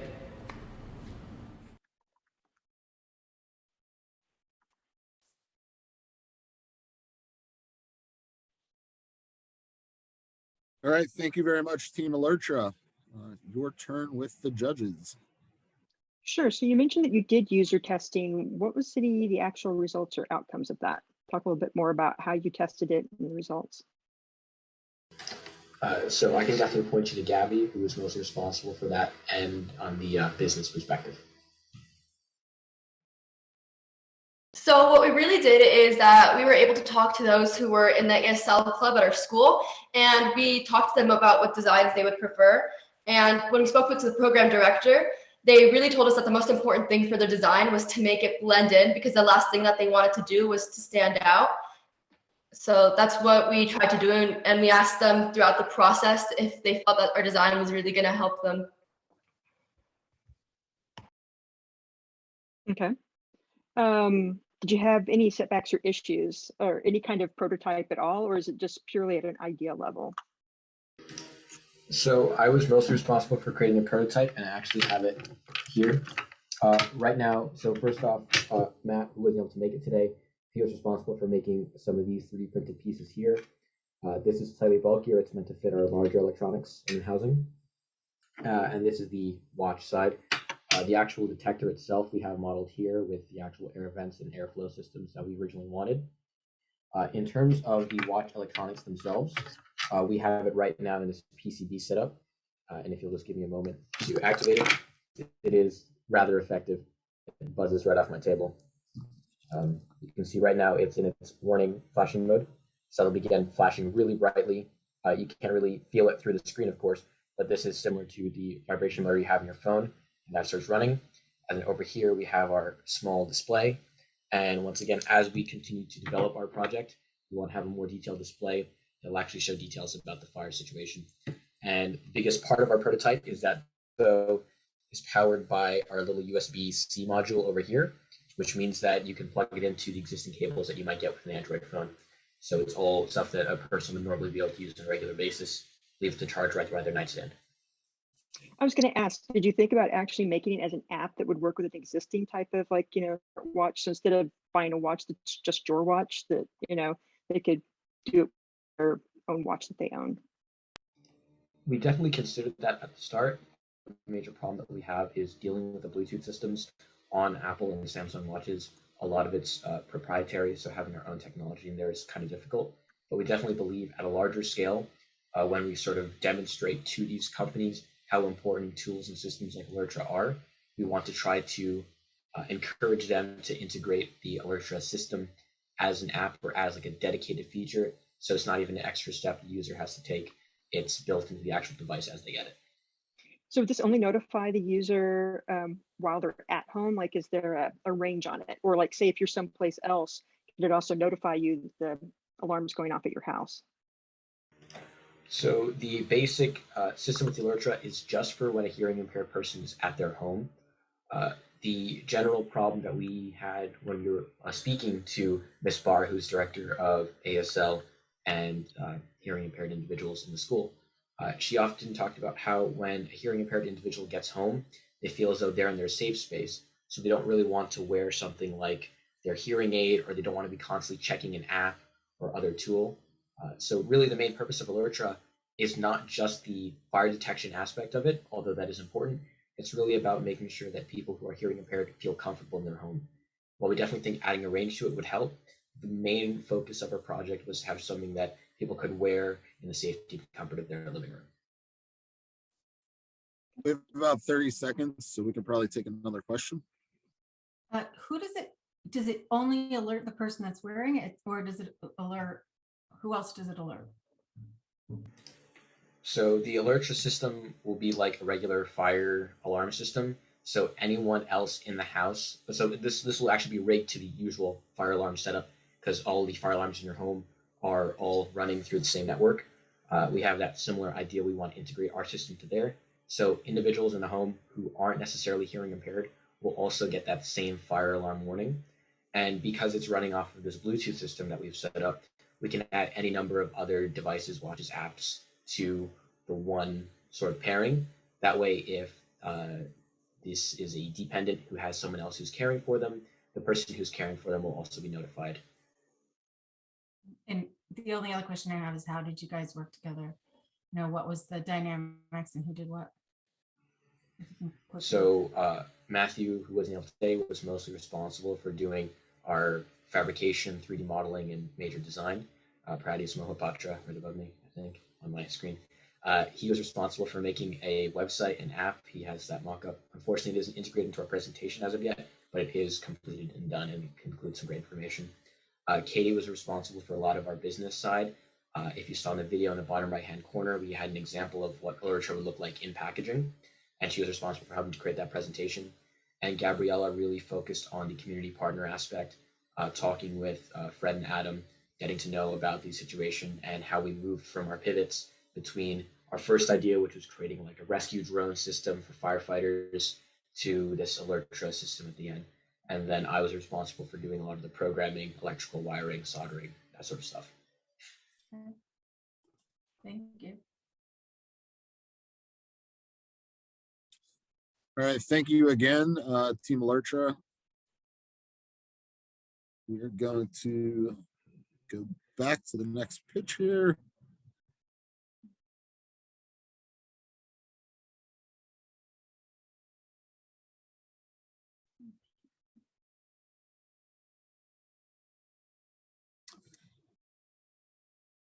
All right, if we are all looking at the same screen, then we are on to our 8th pitch. Our 8th pitch is Fire Force from Tappan High School in Orangeburg, New York. Fire Force will protect you and your family with an automatic smart door closer.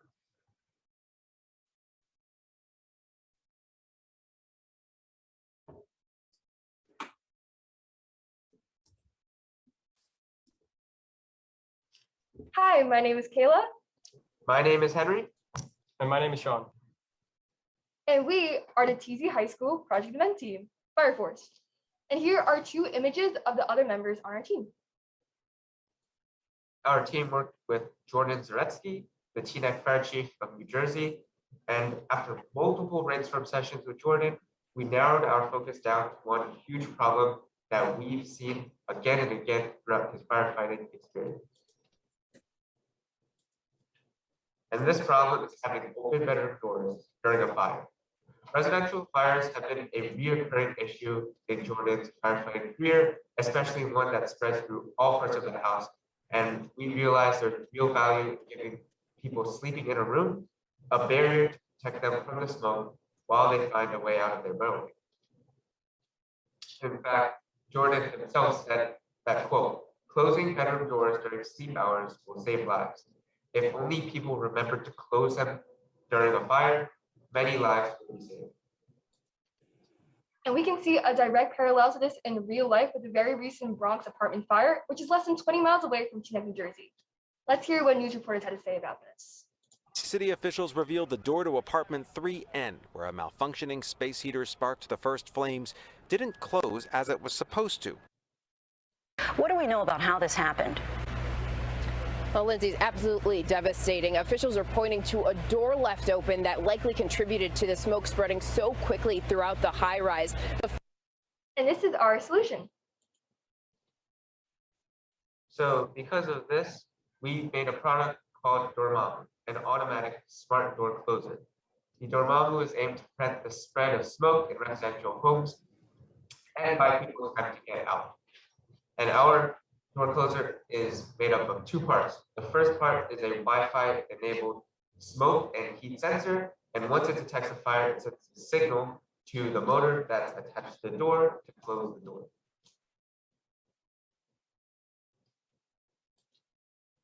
So here you can see a short demo of one of our prototypes. And you can see here there are two modules, one with the sensor, one with the motor. So first, I lit a match to send some smoke into this sensor, which then sends a signal to the IoT cloud, which the other device receives, which causes the motor to run when presence of smoke is detected.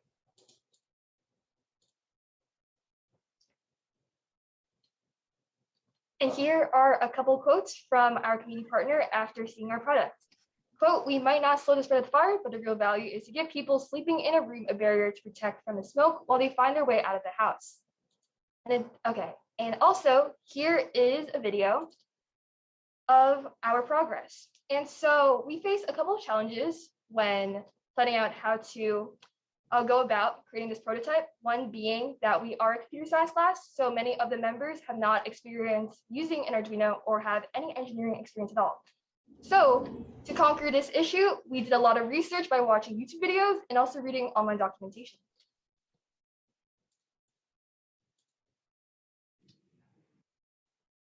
Mark Eckert, district technology coach, also stated that we should switch the polarity to move the motors the same way. And in this picture, we see that we took this advice and implemented it into our prototype. Now comparing our product with other companies. TrueDoor, Narding, and Stanley are all companies that also produce automatic door closers. But Narding is the only one who also aims for residential consumers. All of our products are pretty easy to use, but if you look at the cost column, all of the other companies' products are in a 3-digit zone. Well, our product will cost up to $50 maximum.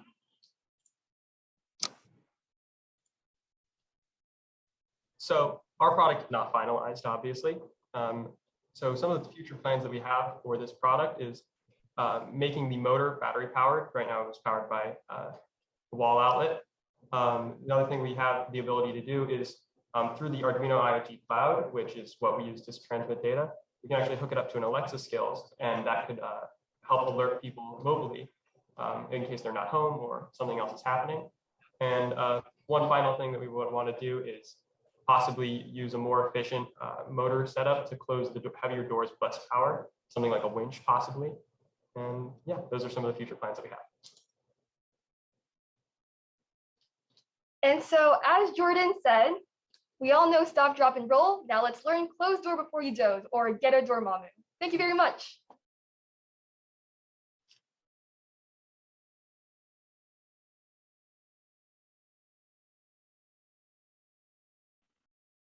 All right, thank you so much, Team Fire Force. That brings you to your 4 minutes with the judges. My first quick question is the idea that it would close all the doors in your home or just a particular door, or I wasn't quite clear on that? So So the idea with this is you could possibly have multiple modules to attach to as many doors as you need in your house. Individually, they'll all close one door, and the smoke detectors you could set up to be in multiple places in the house all at once.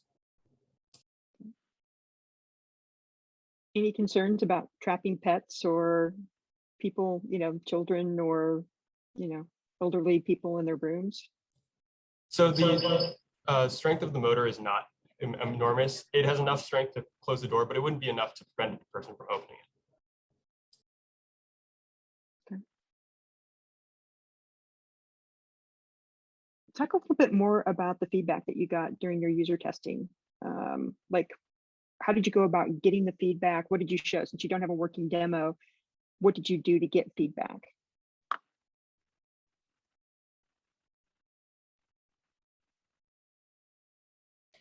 Hi, I'm Kayla. I'm a delegator, and I'm going to send this question to Theo.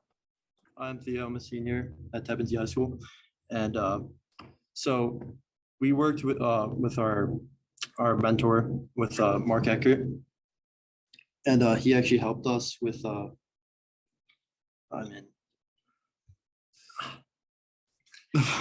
So we didn't get too much feedback on the actual product since it was closing the door. Like, it was working as we planned. A lot of the feedback was just improvements for the future. So like making an app that could work with the smoke sensor, and then also increasing the strength of the motor. Yeah, we also we were working with our mentor very hand in hand with this. They were helping us along the way. So it was kind of a very open feedback loop where when we were working on our prototype, they were there with us and we were talking through our ideas with them.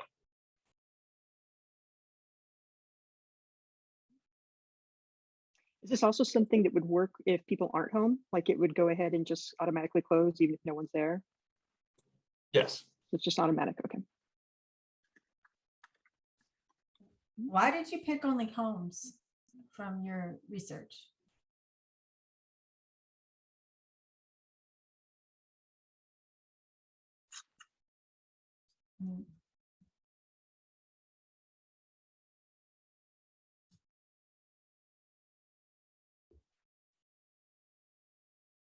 Anyone?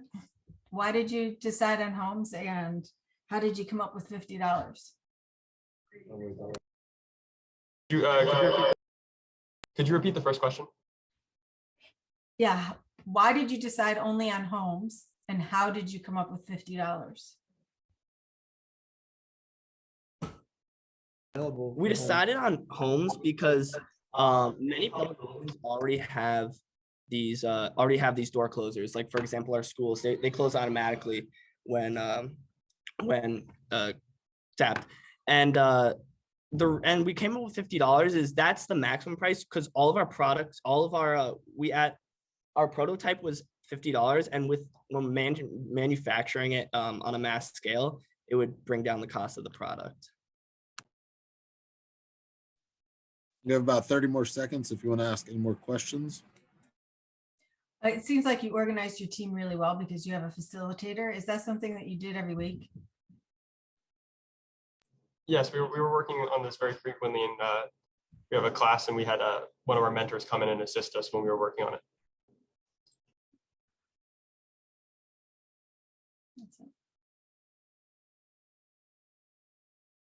That's all I have. All right, thank you so much, Team Fire Force. All right, let's move on to our 9th pitch.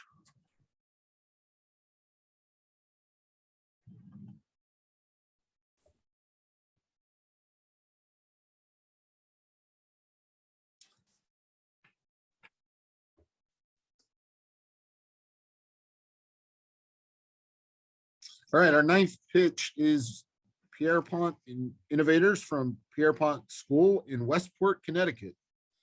They have determined cost-effective shock-absorbing materials research insights to improve current prostheses.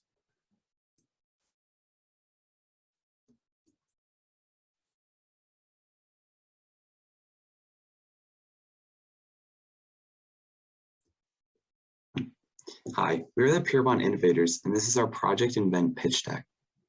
Our community partner is Roderick Sewell. He is the first bilateral above-the-knee amputee to finish the Ironman World Championship. However, he experiences lower back pain after long periods of time on his prosthetics. A prosthetic with inadequate shock absorption can put more strain on the wearer as they walk, which translates to lower back pain. Because Roderick is a high-level athlete, he needs to feel his best in order to perform his best. We originally imagined designing a prototype of a modified leg for Roderick. However, after multiple design iterations, our team decided that instead of attempting to build a prototype ourselves, we should think about what adjustments we can make to an existing prosthetic due to logistics and cost.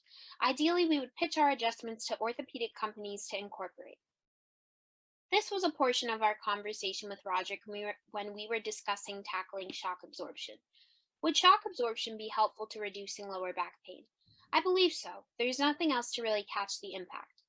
While there are many prosthetics on the market that incorporate shock absorption, including Roderick's current model, which is pictured on the slide, we feel that we can contribute to the space of comfortable and durable assistive technologies.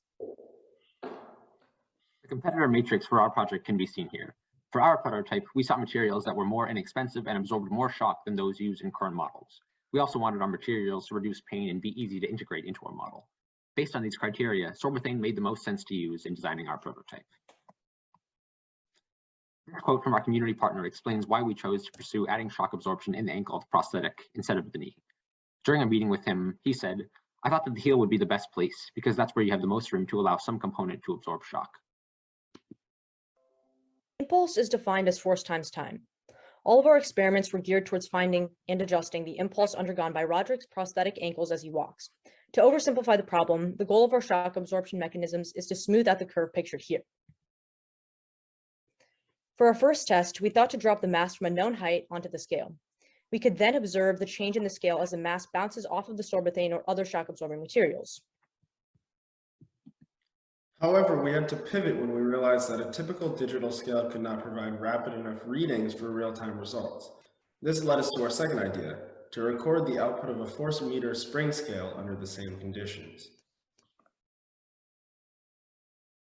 This takes us to our final idea, using an accelerometer to record the changing accelerations of the falling object as it impacts shock absorption materials and extrapolating the impulse.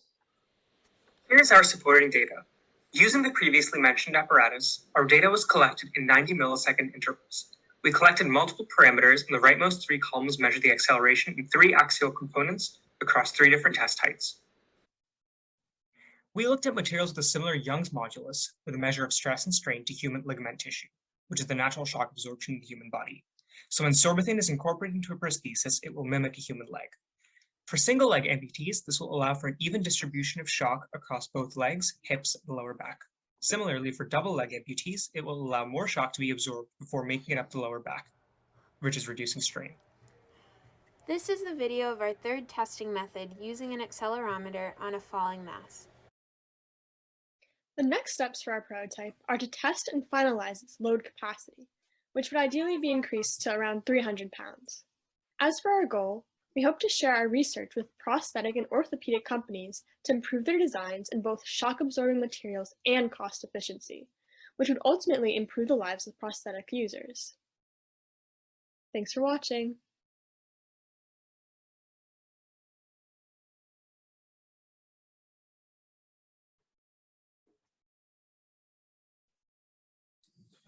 All right, thank you so much, Pierrepont Innovators. It's time for our judges. Could you talk a little bit more about your testing? So throughout this at all, did you actually have a prosthetic that you did anything with, or say more about how what you tested relates to the actual use for prosthetic in your materials? So really, we did not have a prosthetic that we were able to work with. So our community partner was actually across the country. So we weren't able to actually meet with him in person. So we really were only able to test materials that we would want to incorporate into a prosthetic if we were, given the opportunity, which we weren't, unfortunately. So our testing was really surrounding different materials that we thought could better improve the prosthetic that he currently has. And if we were to have, more time and we were able to meet with him in person, we would definitely want to incorporate them into the actual prosthetic. So how would you go about testing it if you had met with your user? Tell me about how you would try to test that with them. So I think if we had the opportunity to actually test with our user, we would like to see how the impact actually resolves on a graph more organically than just a drop test. Because when it comes to the actual gait of Roderick walking, which we'd like to test using our accelerometer and the force data that we modeled preliminarily using just the drop test, we would probably focus on incorporating that into some sort of prosthesis or model, perhaps fitting it into something that he currently uses so that we can actually get a sense of the data that we might need to use. So would you put something actually in the prosthetic to see what the actual force was then? I mean, I don't think you're going to drop him on a scale. So I'm just trying to figure out like what you would use to do that. Right. So yeah, we would think to incorporate the sorbethane itself and perhaps an accompanying mechanism by way of a snubber into a larger scale prosthetic. So that would be the end goal if we had or working towards that.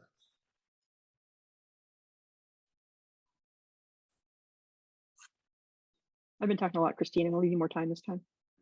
Did you share any of the results of the drop test with anyone where they could actually apply it?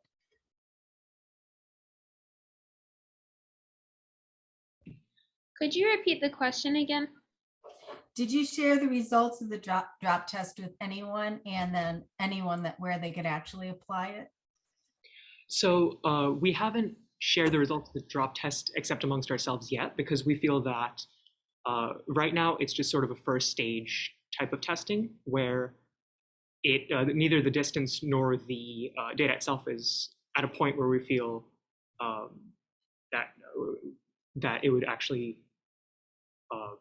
be of much use to share it yet. And we look to incorporate more robust testing by way of testing different heights and getting more accurate trends in the data, as well as calculating some of the quantities that we discussed before really sharing it and then ideating from here on out as to the best path for actually modeling based on what we found. We have about a minute left if you want to ask a couple more questions. Actually, I do have another question, but go ahead, Christine. I guess you've got one. Oh, I'm good. Go. I was actually going to ask, how did you pick your material and why do you think it's the best one? And is this something that would be easy to replace because as things wear down, most cushioning does, like in shoes and things like that, or would it require a whole new prosthetic? Like, tell me a little bit about your vision for that. So initially we had a bunch of different ideas, but we had to pivot a lot due to time and cost and the distance between us and our community partner. And my teammate Olivia is going to talk more about the materials we chose. Yeah, so the materials that we chose were sorbethane was our main one, which we felt could be really useful in a prosthetic, and it's kind of something that hasn't really been incorporated previously, so it would be new. So it's viscoelastic, which makes it a lot more able to dissipate shock compared to just regular elastic materials. So we thought that that would be, helpful. And then we also tested other materials such as pylon and polyethylene, and because they had similar Young's modulus to human ligament tissue, which in the body absorbs shock. So we thought that that could be also an interesting question to delve deeper into, to see if that could, looking at how humans have evolved and looking at, materials that we could find that could mimic it. Thank you. All right, thank you again, Pierrepont Innovators, which will then bring us to our last pitch here.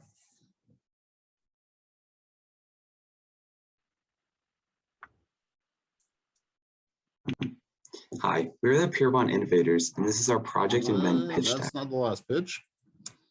All right, again, this is our 10th and final pitch from Team Snails from Pierrepont School, again in Westport, Connecticut. They have created a multifunctional prosthetic foot support with adjustable springs to minimize back pain and maximize run walk efficiency.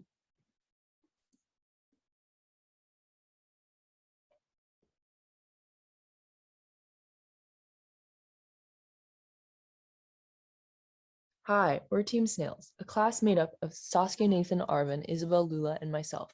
We've designed a quick switch support shoe, or QS Cubed, a multifunctional prosthetic foot support with adjustable springs to minimize back pain and maximize run walk efficiency. We're a team of students from Pierrepont School. Our goal is to design a simple and elegant prosthetic support for above-the-knee amputees. Roderick Sewell is a bilateral above-knee amputee who's been using prosthetics since he was very young.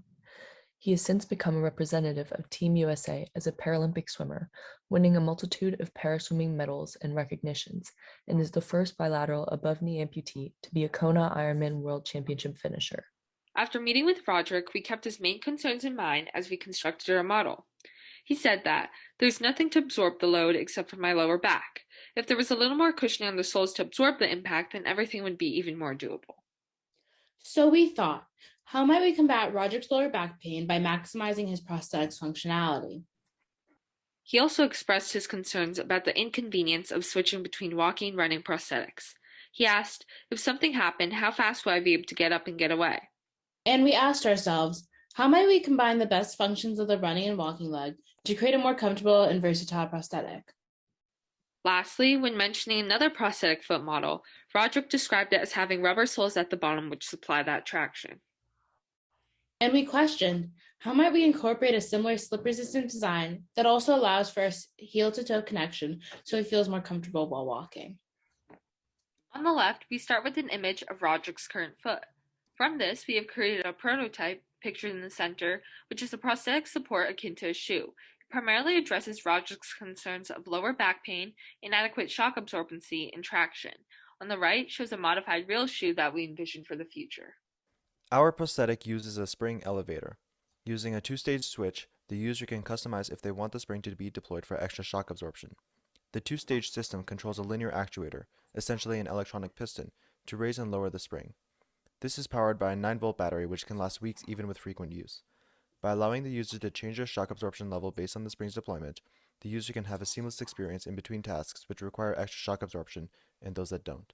In our 3-layered sole, our first layer will be polyurethane, which is bonding and wear and tear resistant, shock absorbent, and has a soft texture and high elasticity, making it perfect for foot comfort. Our second layer is Evafoam. It's flexible, durable, lightweight, shock absorbent on shorter distance runs and walks, and allows for the user to feel the pressure and surface of the ground, which is important to our community partner. Finally, the last layer, which has contact with the ground, is rubber. It is slip resistant, which gives it great traction on the ground, water resistant, shock absorbent, and very robust and durable. Altogether, our design addresses Roderick's needs. The layering of the 3 different soles provides for greater shock absorption, which will help alleviate back pain. Sandwiching Evafoam allows Roderick to feel the ground surface and pressure while still having great traction and a durable foot. Finally, incorporating a spring mechanism that can manually be changed based on if Roderick is running or walking will allow him to use one set of prosthetics for both activities and provide even more shock absorption to combat his back pain. We also created a prototype of a customizable real shoe, which the wearer can configure for enhanced shock absorption. It is a modified real sneaker so it can be worn with any foot-shaped prosthetic. The shock absorption is provided by an array of springs in the heel of the shoe. Getting to a comfortable result required some iteration with the arrangement of the springs in the heel, as well as springs with different spring constants. In a real production version, we envisioned the spring calibration to be done at home by each individual depending on their personal cushioning preference. The shock-absorbing shoe could ship with a range of springs that could be easily slotted into a special compartment in the heel. This would give the wearer the ultimate flexibility to customize their walking or running experience. Today, top-of-the-line prosthetics including Ottobock Seal-like and Kesselwang's Hyrex have been known to have shock absorption issues. Ottobock Seal-like has no suspension, and Hyrex uses a thin layer of foam made for uneven terrain meant to protect the material rather than for shock absorption. Although Hyrex has some indirect suspension, the prosthetic was built for hiking and not meant for daily use. Our vision combines the best functions of the customizable shock-absorbing shoe and the linear actuator attachment. The spring array-based shock-absorbing shoe provides the ease and comfort of normal shoes, and the linear actuator attachment provides the adjustability of shock absorbance level. The combination gives ultimate flexibility and performance to the wearer.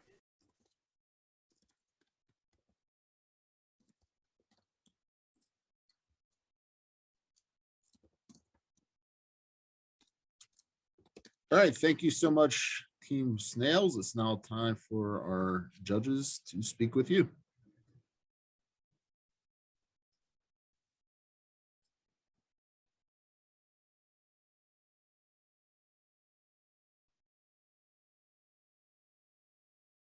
Can't hear you, Debbie. Yeah, I see that. All right. So how did you come up with the design? What was your sort of process for getting from, okay, we've got this idea to the solution you landed on, kind of high level? Okay, so I'm Nathan, I'm the delegator. So we already knew that his existing prosthetic was foot shaped. We just decided to make an attachment that would fit and slot perfectly in. We didn't feel it was necessary to overcomplicate it.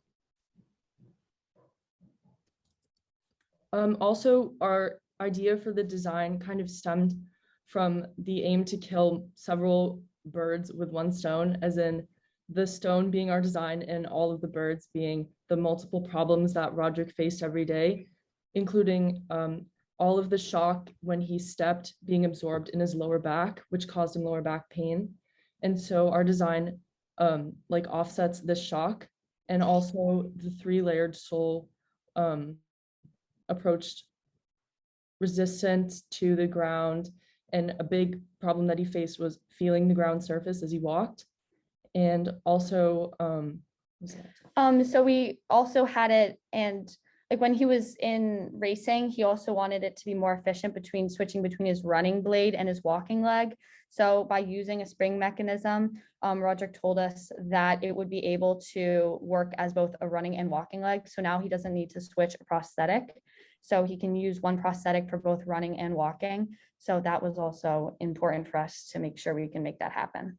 And the idea of the spring elevator would be that when the spring is lowered, he would be able to run, as the running leg for prosthetics includes a spring function. Like springiness is the primary need for a running leg.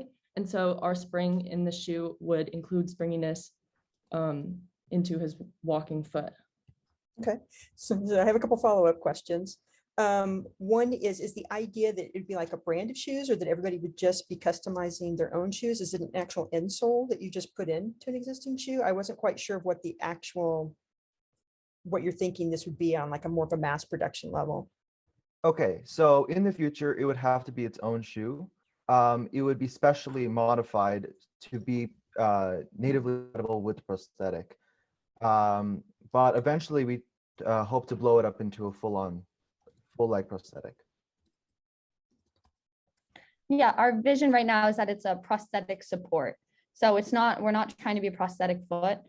So it's going to be a support on an existing prosthetic foot.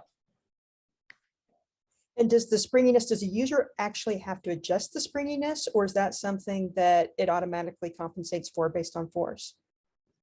So our specific spring is something that we chose because of Roderick's weight and also because of how active he is. But ideally, it would be different for everyone depending on their activity, how much running they're doing, and also how much they weigh. How do you know that the spring in this shoe is something that's actually going to work with a prosthetic? Like, how do you know that design is actually going to work? Did you physically test it out yet? We have no way of testing it out right now. Roderick is across the country, but as you saw in the GIF, I was able to test it at home, so we have some sense that it could potentially work. If the prosthetic is slightly different, we can modify it as needed. Yeah, so we have an idea of how it works on like a foot, not necessarily a prosthetic foot, but our goal is to be able to test with Roderick's feet. All right, we have about 30 more seconds if you have any more questions. Did you consider another way to actually apply the springs? Yeah, it was actually quite a process for us to figure out how to actually implement the spring. So right now we have like a linear actuator, bringing it or lowering it and bringing it up. And so that will be eventually with more like money and testing, we'd be able to find a way to have the user set their own adjustment and have it go to certain heights based on their own preference for how much they need themselves to be able to use it as a running thing. So we wanted to make it so it's customizable per person. And but right now we just have the linear actuator going to a set distance, but so it's not it's how customizable we hope it to be in the future.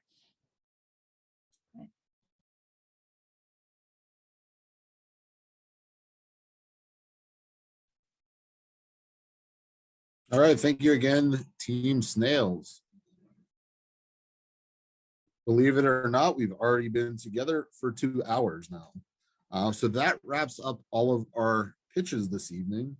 Congratulations once again to all our brilliant student teams, and certainly the amazing support network of teachers, mentors, and family. We know some are even here on our call this evening. So right now, our panelists will now head off to another location where they'll have time to deliberate, and they will decide on our 4 awards this evening. For the rest of us, so thank you once again, Christine and Dabby. We'll see you again shortly. The rest of us are now in for an incredible treat with our keynote speaker, followed by some highlights of this year from each of our teams.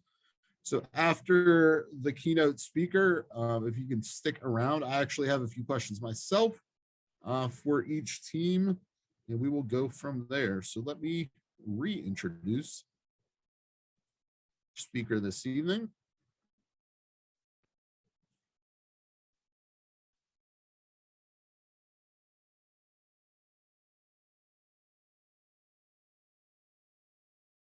So once again, from IBM, who is our corporate sponsor for this evening, our keynote is Laura Rodriguez. Back when Laura was your age, she was a rollerblading car hop at Sonic, whose favorite class was graphic design. That led her to Winthrop University for a degree in fine arts, and then on to North Carolina State University for her master's in design.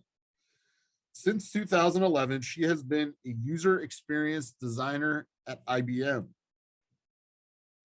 Having recently been honored as an IBM Master Inventor, Laura is passionate about innovation driven by design thinking to solve problems in new and interesting ways. Based in Durham, North Carolina, Laura has fully accepted that her 9-year-old daughter is probably her best friend and benefits from the pottery studio her husband has at their house. Without further ado, please welcome Laura Rodriguez. I cracked myself up. Thank you. The floor is yours. I need to have screen share enabled for me. It says it's disabled right now.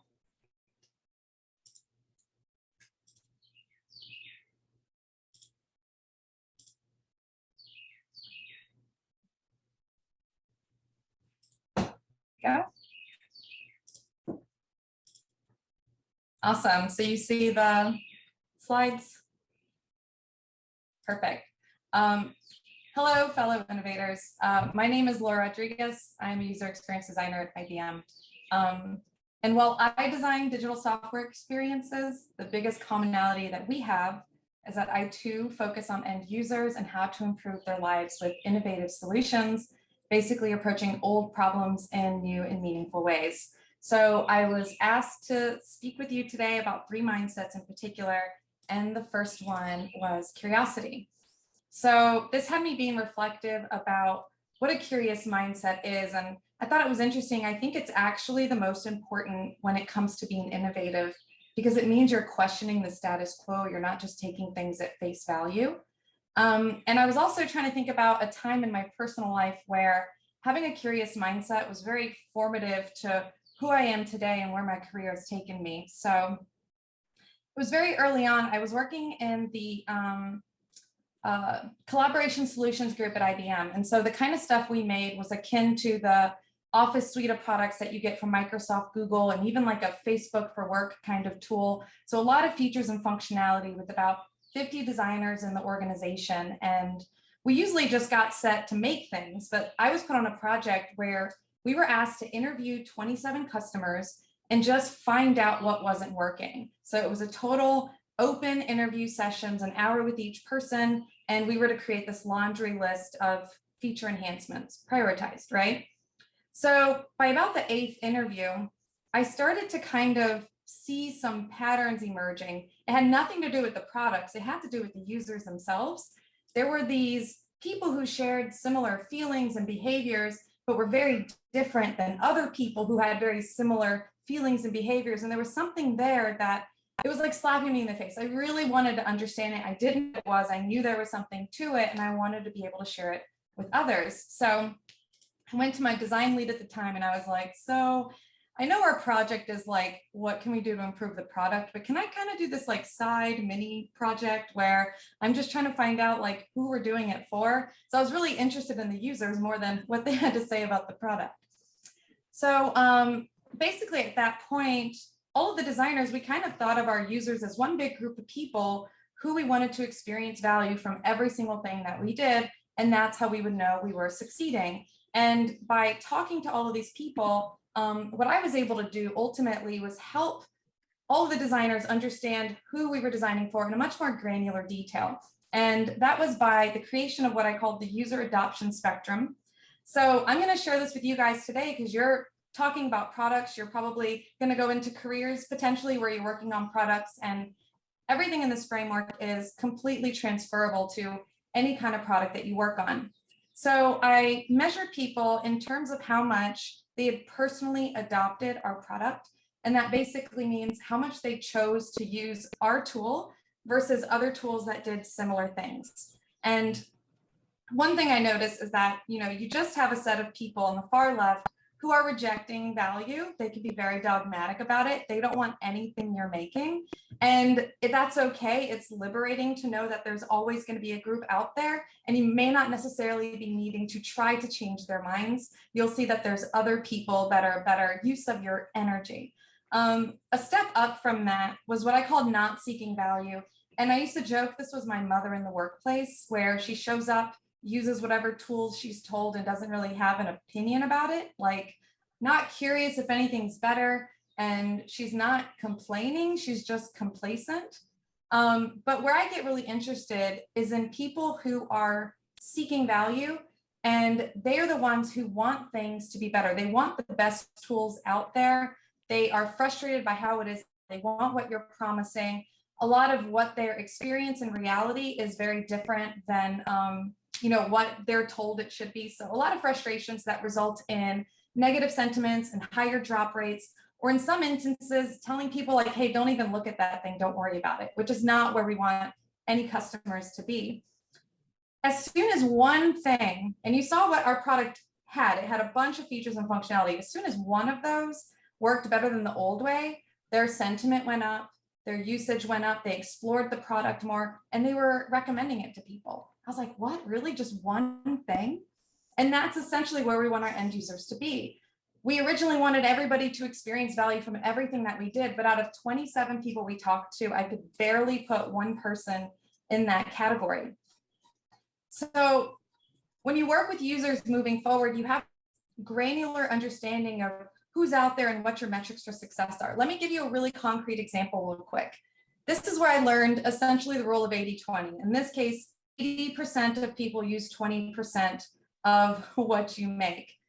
Let's think about a microwave, all right? So I have friends who are health nuts, and they see microwaves as a gateway to bad eating. They'll never buy a microwave. It could be the most amazing one that matches their kitchen perfectly. They're not interested.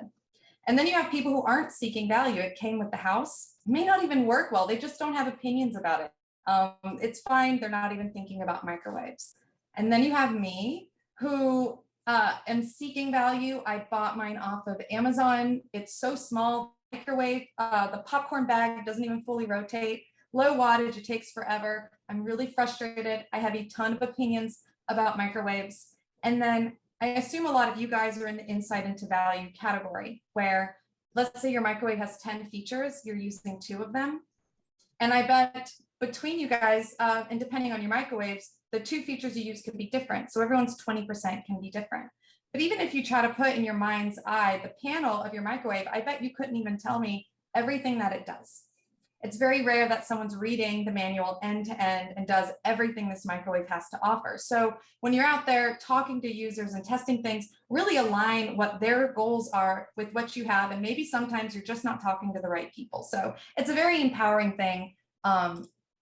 Essentially, find those that are seeking value, hear their frustrations, talk with those who have insight into value, and find out what's working and why.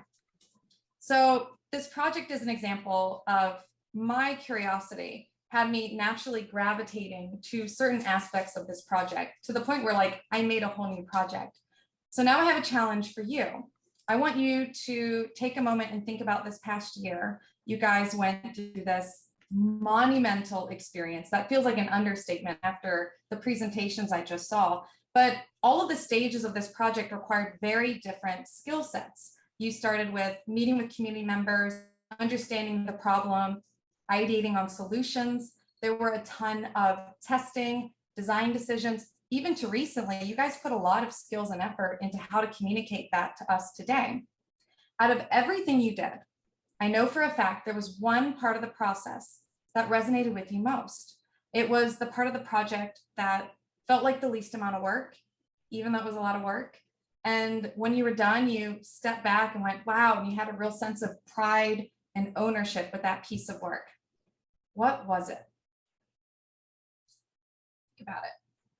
I want you to be curious about yourself. I want you to circle back and apply this mindset inward. It can help develop your sense of self. It's the journey that you're on, right? Self-discovery towards self-actualization. And if you take a moment to find and follow those breadcrumbs, that's when you'll end up with a career you're passionate about. So after reflecting on my project, which took a lot of different design skills to execute, I discovered out of everything we did, I'm very passionate about understanding our users, communicating their needs to others, and I never go into research forcing one outcome. I'm open to patterns that reveal themselves, and that's happened a lot over the years.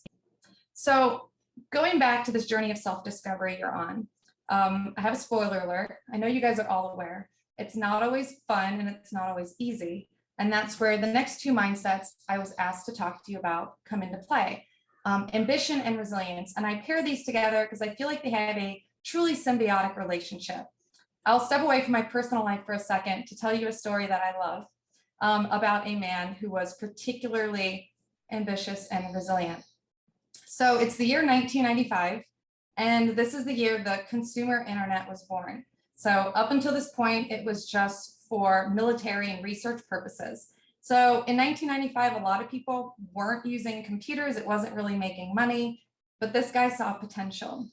At the time, the Yellow Pages was literally a huge yellow book that had the name of a business, the phone number, and the address. And his idea was, what if we digitize this and put it online? And so he wanted to create this new internet page where you could literally search for the business, get driving directions there, call it, fax them, a real technological revolution. You're actually looking at an image of a patent that they put in because this was literally new and novel at the time. It just didn't exist. So the way they wanted to monetize was to reach out to small businesses and get them to buy ad space. And when they talked to business owners, they were like, no, why would we give you money? We're already paying for advertising, all of these newspaper and even advertising the Yellow Pages. We're not going to give you money. And when they talked to venture capitalists trying to get investors, some of them had never heard of the internet. Others thought it was just a fad. And so they were getting all the signals that everything they were doing was wrong and they shouldn't do it. They had to raise the money on their own. And this meant it was him and his brother. They rented out an office space because it was cheaper than an apartment. They were showering at the YMCA, sharing one computer. You saw what that computer looked like, super bare bones. And even when they got the website up and running, they had this nice proof of concept.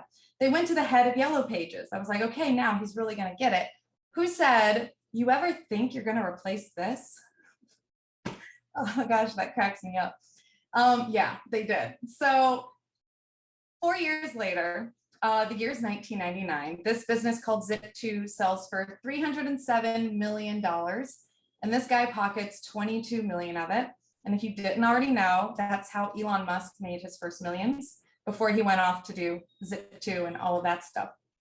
So I'm not here promising you will become billionaires, but maybe, who am I to say? But what I am saying is that you won't get anywhere worth going if you don't pair your ambitions with your ability to be resilient. I think it's really powerful to look back and laugh at what seemed impossible or was considered this bad. Can you imagine not being able to search for a business online? And yet I was 10 years old when people were like scoffing at this. So to innovate, you really have to sit on the edge of the unknown, and you have to learn how to become comfortable with the discomfort that can bring. Because while curiosity drives ambition, ambition is kept alive through resiliency. And you can only demonstrate resiliency when things get hard. And they always make the best stories. So I joke, like, show me any Oscar nominated movie where resiliency isn't a key theme. Like, it's always about bouncing back. That's the journey you're on. That's what you're going to experience a lot. Right now, we have a multitude of undiscovered inventions in front of us. Some could even be the equivalent of Elon Musk's digitized yellow pages. Multitudes of problems that could be solved in novel and innovative ways. You just haven't thought of them yet. But once they're discovered and executed well, we'll all look back, laughing at how preposterous it sounds that it never existed in the first place. I currently have over a dozen patents, most of which explore the potential of artificial intelligence solving our work-related problems, because as you remembered, I got to work on collaboration tools, and I constantly was thinking about how much better everything could be if computers met us on our terms instead of the other way around. So all my patents answer the question, how can our users' experience move beyond one size fits all into something that's tailored, smart, and assistive, which is what I saw a lot of you guys doing here today. And I didn't get there alone. I worked a lot with Corval Allen. He happens to be one of the most prolific patenters in North Carolina, so find your mentors. And he taught me how to reduce my ideas down to practice. What steps would the computer actually take to get that result? And that's kind of what a patent really comes down to. Find a real world problem, come up with a better solution, describe how that solution works in great detail, and then make sure nobody else has thought of it. As someone who loved thinking of new and innovative ways to solve problems, I was realistically constrained by budgets and resources and priorities in my day job. So patenting at IBM became an outlet for me, a playground of sorts. But for years, the playground on that, the equipment on that playground kind of felt like it was for the big kids. I felt really out of place. But I constantly learned to live in discomfort because I knew that's when I was pushing myself and growing. Early on, I volunteered for a IBM Patent Brainstorming Toolkit initiative. No idea what that was, just showed up. And then when I get on the meeting, I'm shocked that there's like 150 IBM inventors from all over the world, all these people that like are geniuses I totally admired. And I found out that we were going to be forming 26 smaller teams to create these, I don't know, brainstorming toolkits. So basically a presentation where we each had a topic, explained what that topic was, showed inventions in that topic, and it would help people think of ideas. And, you know, I got assigned immersive user experience as my topic. I had no idea what that was either. And so I'm thinking I'm surrounded by people who've been patenting for 20, some people 30 years. I'm just going to be a fly on the wall and learn. Maybe I won't have to do much, but that wasn't the case. Can you believe I got put in a group where I was the most experienced inventor, where everybody was looking up to me? Half the team had never patented before. They were using this as an experience to learn. I mean, the imposter syndrome was insane. And as you can imagine, I was kind of voluntold into leading our initiative. I later found out that immersive user experience was referring to like virtual reality, augmented reality. I learned what mixed reality was. And so these topics are really cool. So I took on the role of finding patents in those themes, which meant going through the patent database is not an easy feat. And the other people who stuck around, they did a good job kind of summing up what these areas meant and why you would want to patent there. But mind you, this whole time I have no idea what the other 25 teams are doing. I feel like I'm in way over my head. I'm just hoping we're not failing miserably. So fast forward to the final day of the playback, and we're all here to show our patent brainstorming toolkits. Again, over 100 people are on this call, and out of the 26 groups, we're going to present 17th. When I tell you that nobody's presentation looked like ours, I mean that nobody's presentation looked like ours. I had to sit there and watch 16 presentations before me that all looked the same, were spoken to so eloquently, and they didn't look like ours. And the kicker is that they ended with patent ideas that they thought of using their own toolkit. I didn't know we were supposed to think of ideas. And even if I did know, I'm pretty sure we couldn't have done it. And so there I was, like palms sweating, panicked, fantastical thinking, like, how can I update this presentation right now to look more like theirs? What kind of patent can I think of right now? I'm about to humiliate myself. But I hit a crossroads in my mind. I thought I could either stress out and try to modify this presentation on the fly, which is crazy, and present it apologetically, or I could own the work that we did, because I genuinely had fun looking up patents in those different themes, and it made up a huge part of our presentation that I was presenting. So I chose to accept my fate and be confidently authentic and own that what we did was different, because considering our circumstances, we really did the best we could. So I wanted to give you a little flavor of some of the patents that I mentioned in this presentation that still inspire me to this day. This first one is within the theme of virtual reality. So you think of security authentication methods, like with your phone, it's your thumbprint or facial recognition, or typing in characters for your password. But with this patent, you enter a virtual space where there's all these random objects. So imagine I grab a ball, I bounce it, I break a pencil, and then I spin a globe. And the fact that I chose to interact with those objects in that way, in that order, is my password. And I just still find that so fascinating, because it totally turns on its head what a password even is. And it illuminates these biases and constraints I didn't even know that I had. And so now you're starting to think out of the box, like, what else could a password be? This other idea was in mixed reality, which again, I learned what this was, but you think about a scenario where industrial robots doing a single task, you have to know how to program to tell that robot what to do. But with mixed reality, on the computer screen, you see the scene behind it, and someone can literally use their finger, point to something on the scene that they want the robot to interact with, and say, put it here, and that programmed it.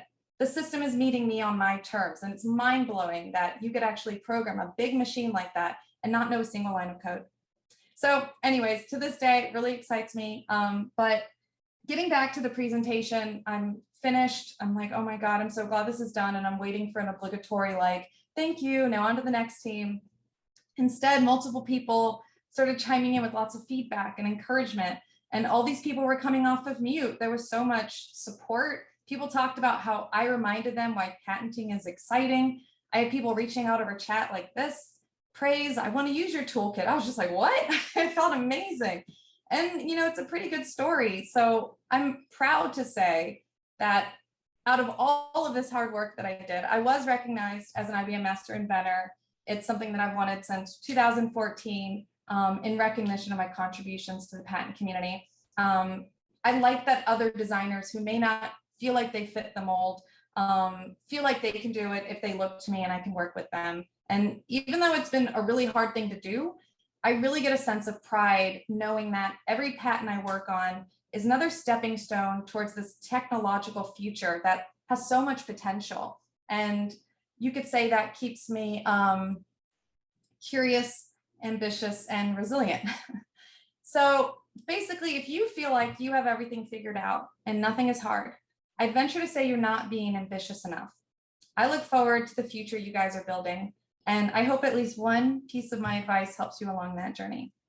Thank you.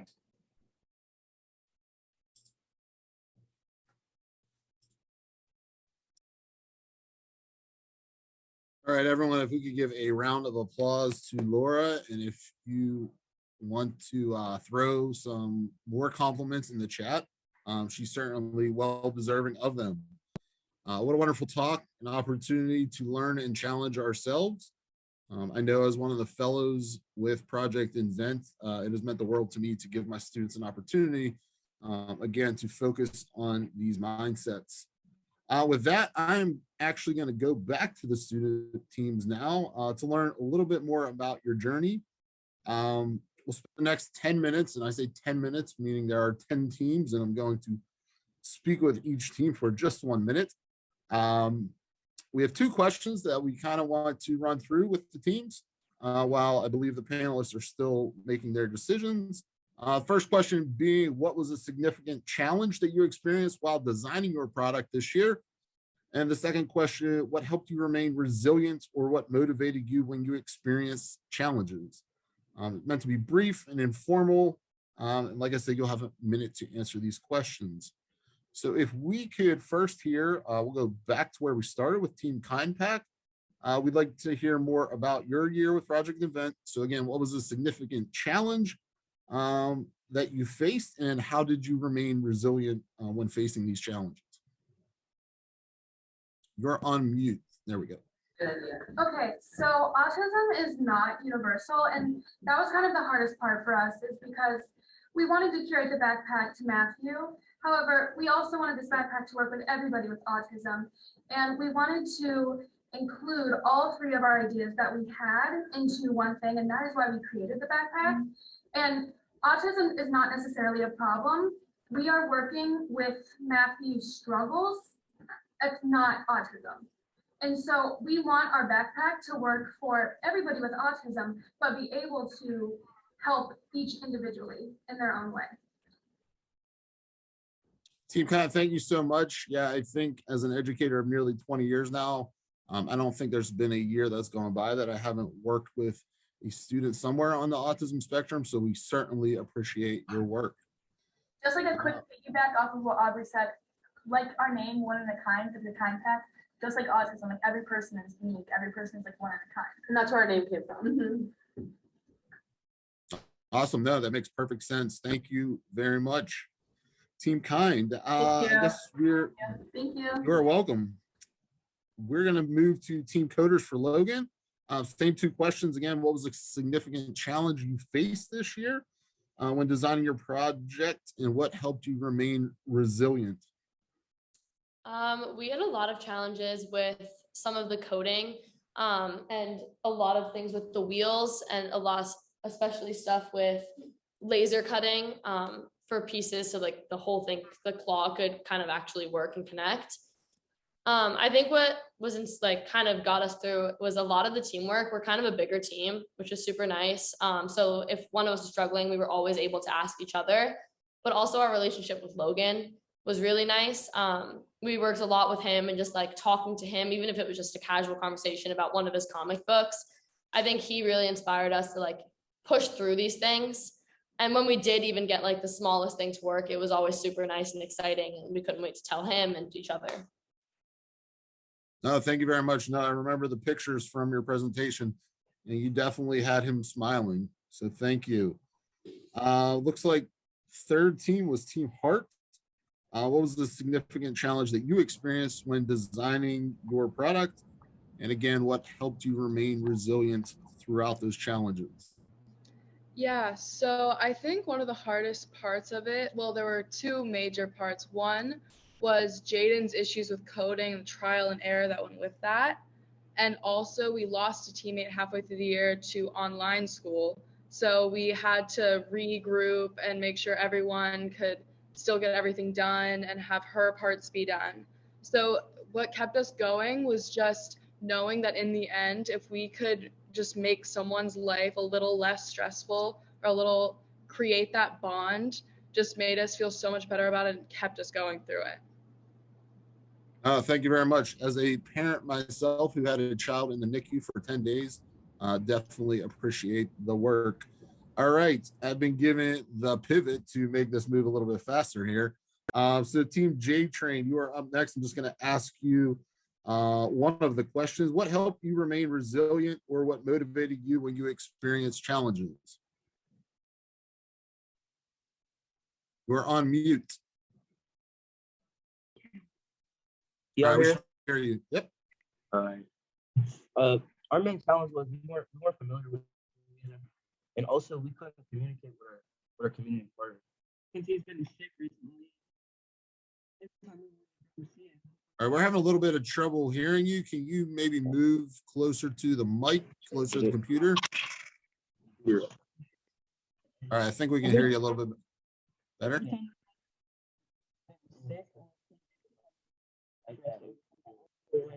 We can't even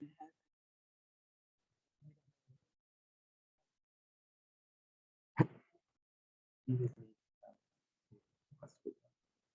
right, I'm not sure if others can hear you at this point. I do apologize, Team J Train. I cannot hear you on my end.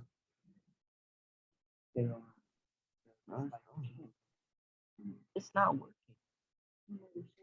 So sorry, Team J Train. I think we heard something about maybe, was it your community partner being afar from you, not being able to test?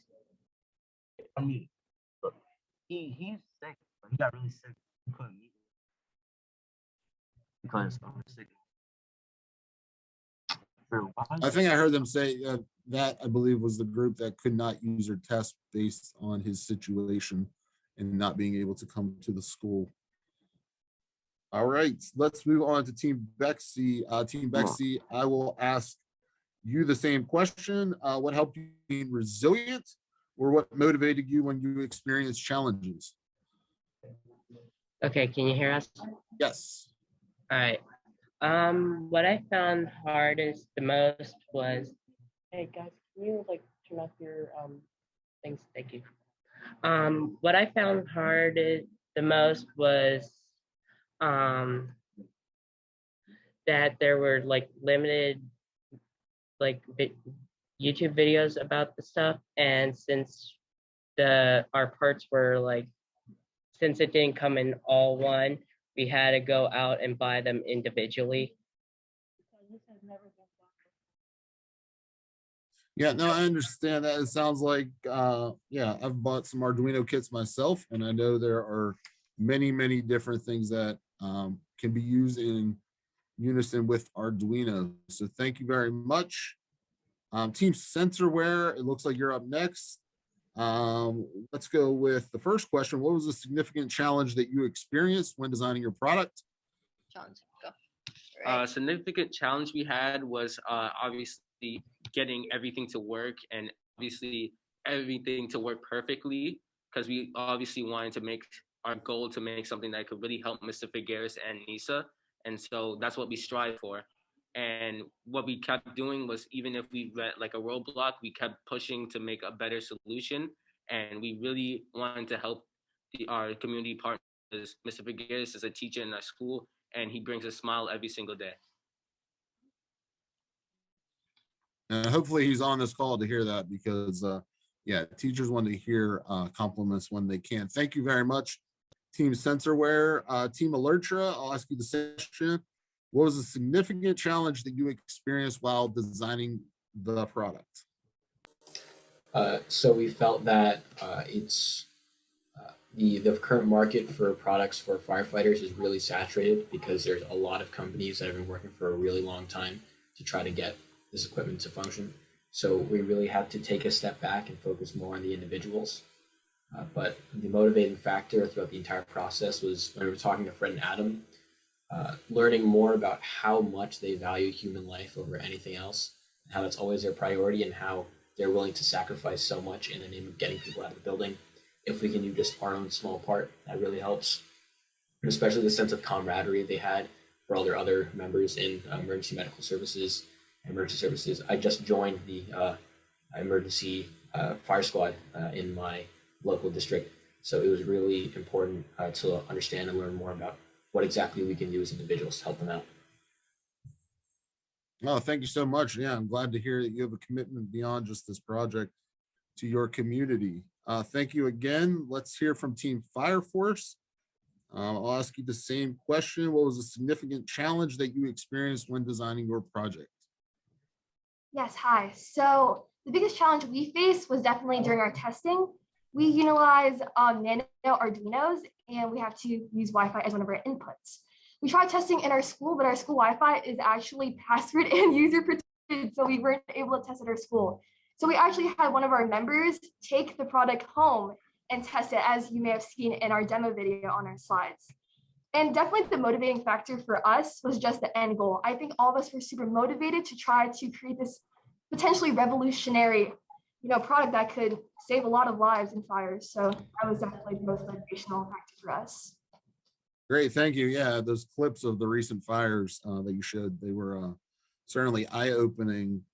Pierrepont Innovators, I'm going to ask you the exact same question. We'll ask this one last time. What was a significant challenge that you faced while designing your product? So a significant challenge are, oh, wrong spotlight. Anyway, it's okay. A significant challenge our team faced was sort of like where to start, where to begin, and how to come up with our initial product and ideas, because our whole team had no prior knowledge with prosthetics and engineering. So tackling this project was out of our comfort zone. But I think our whole team has learned a lot from this experience.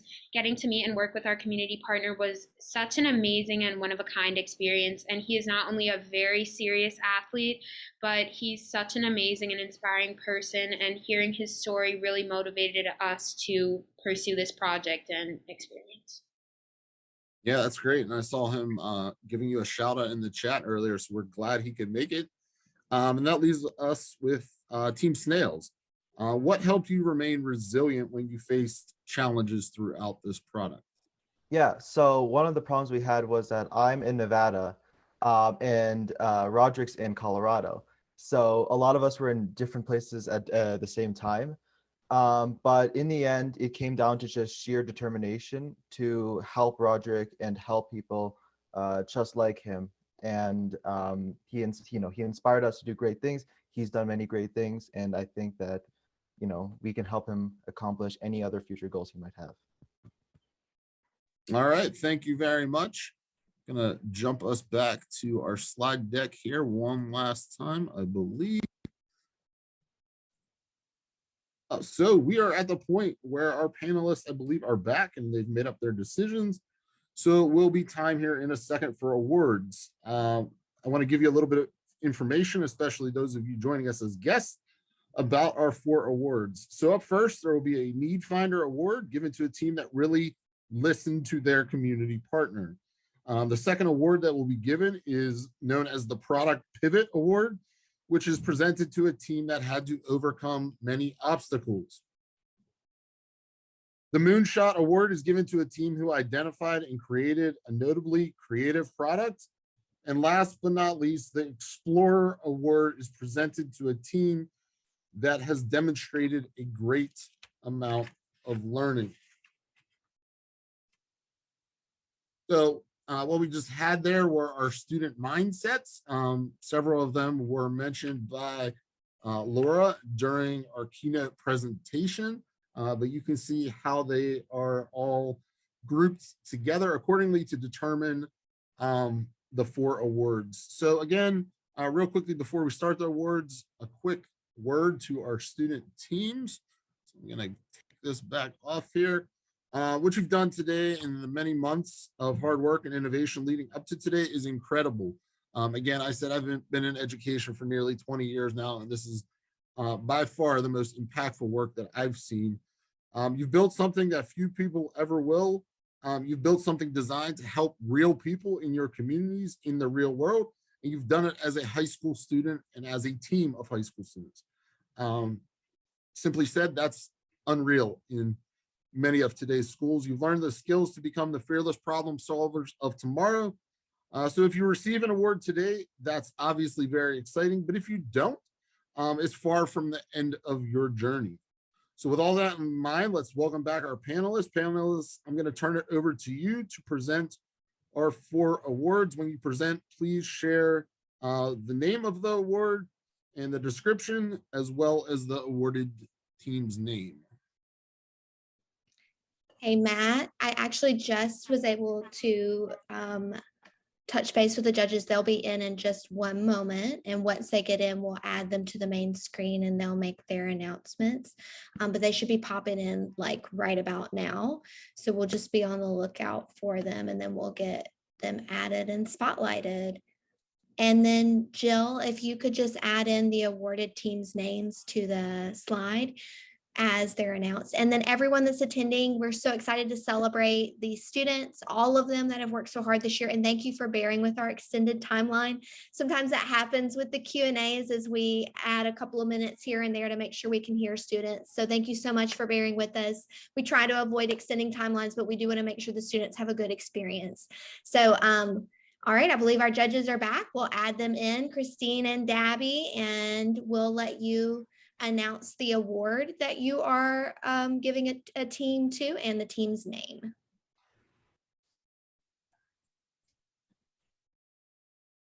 Is Dabby back? Yes. Her video is off, so I cannot spotlight her at this time, but there we go. Okay. And Dabby, if it's okay, I'll start, if you don't mind. There was a lot to go through. I want to say thank you because they were all great and they all have really positive things that were going on in some of them. So this one's going to, it's the Explorer, and it's going to Team Mount Olive, I believe is what it was, and it was for Alertra. And the reason for that, it was learning, but it was really because they developed the end-to-end experience for the product, which means that for all of the learning, they sort of addressed all of the areas, the user experience, the marketing. They developed a prototype for their product that they could actually show you and they could really explain everything for. So that's why we actually chose Explorer for them. Dabby could do the next one. I just want to say thank you as well. This was so incredibly difficult. Y'all made it hard on us. I almost had to start rolling, a D20 to figure this out because it was so difficult to make a decision. So after discussing for the Need Finder Award, and I feel like we need a drum roll, goes to Team BeXy for their work with the accessibility keyboard. I was really impressed with how you identified the need, helping one of your classmates, and really working iteratively with the user, which is incredibly important, that you actually take the user's needs into consideration, that you work with them. You actually had her try it out and things didn't work, so you went back to the drawing board. You could just as easily, you had that pivot there where it's like, hey, this didn't work, we need to go back and figure out what will work. And I was really impressed by that and by the creativity. You actually kind of had something, even though it's not working yet, it's a fantastic idea. And I think it's really going somewhere. So congratulations, Team BeXy. Can't say the word, but congratulations. Back to you. The next one is Product Pivot. And I believe the name of the group is Narding. I think that's how you say it. And this was the autistic backpack. And what was really impressive about this one was the amount of going back and forth with the user and then really listening to the user in that aspect, and then actually making the changes according to what the user suggested in the end, and then having a real sort of a product demonstration or prototype. That's what sort of impressed us with that team. All right, down to the final one. I feel like I'm presenting the Academy Awards. Maybe that's a bad, actually, reference to make. So the last and final award is the Moonshot Award. Once again, this was really difficult because so many teams came up with some great ideas. But in the end, we ended up going with Team Heart. It was a really unique idea to work with, parents who were worried about their kids in a NICU unit.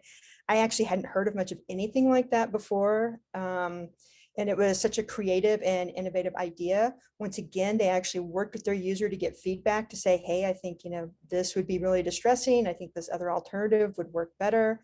And it's just a really nice sort of niche type thing that I hadn't thought about before, really seen or heard anything about before. So we were really impressed with that idea. And that's the conclusion of the 4 awards. Yeah, all the teams did a really great job. So I want to say thank you. I cannot tell you how hard it was for Christine and I. I mean, these are not like, oh, there's these huge gaps between projects, and so this is really easy to do this. It was more like, okay, holy cow, how do we go about doing this? It was so incredibly close and just such incredible ideas and just fantastic science and design work being done. Everybody should be incredibly proud of the work they did on this, regardless of whether you won one of the 4 awards or not, truly. Thank you once again to our judges. We really appreciate it. I do not envy the work you had. It's really not that bad on my end, reading from a script. So thank you again. We're going to go back to the screen one last time and present again our award winners. So congratulations to everyone again for your hard work. Demo Day X Northeast 2022 is now concluding. Again, the Need Finder Award went to Team BeXy. We had the Product Pivot Award go to Narding Team One Kind. The Explorer Award went to Alertra, and last but not least, Moonshot went to Team Heart. So thank you again to all of the amazing teams today. A huge thanks one more time to our panelists, our judges. The keynote, Laura, so much, that I took from it as a 40-year-old who's been in education for 20 years. I'm sure hoping that our students took a lot. Thank you especially to IBM for being our sponsor tonight. And thanks to everyone, fellows, and all certainly the community partners who help these teams along their journey. And teachers, mentors, family as well. As I stated earlier, again, Project Invent is a nonprofit. You can donate to Project Invent in the link that I shared earlier to enable us to continue this mission of empowering young people to innovate all year round. So everybody have a great remainder of your week and an even better weekend. And thank you again for attending this evening.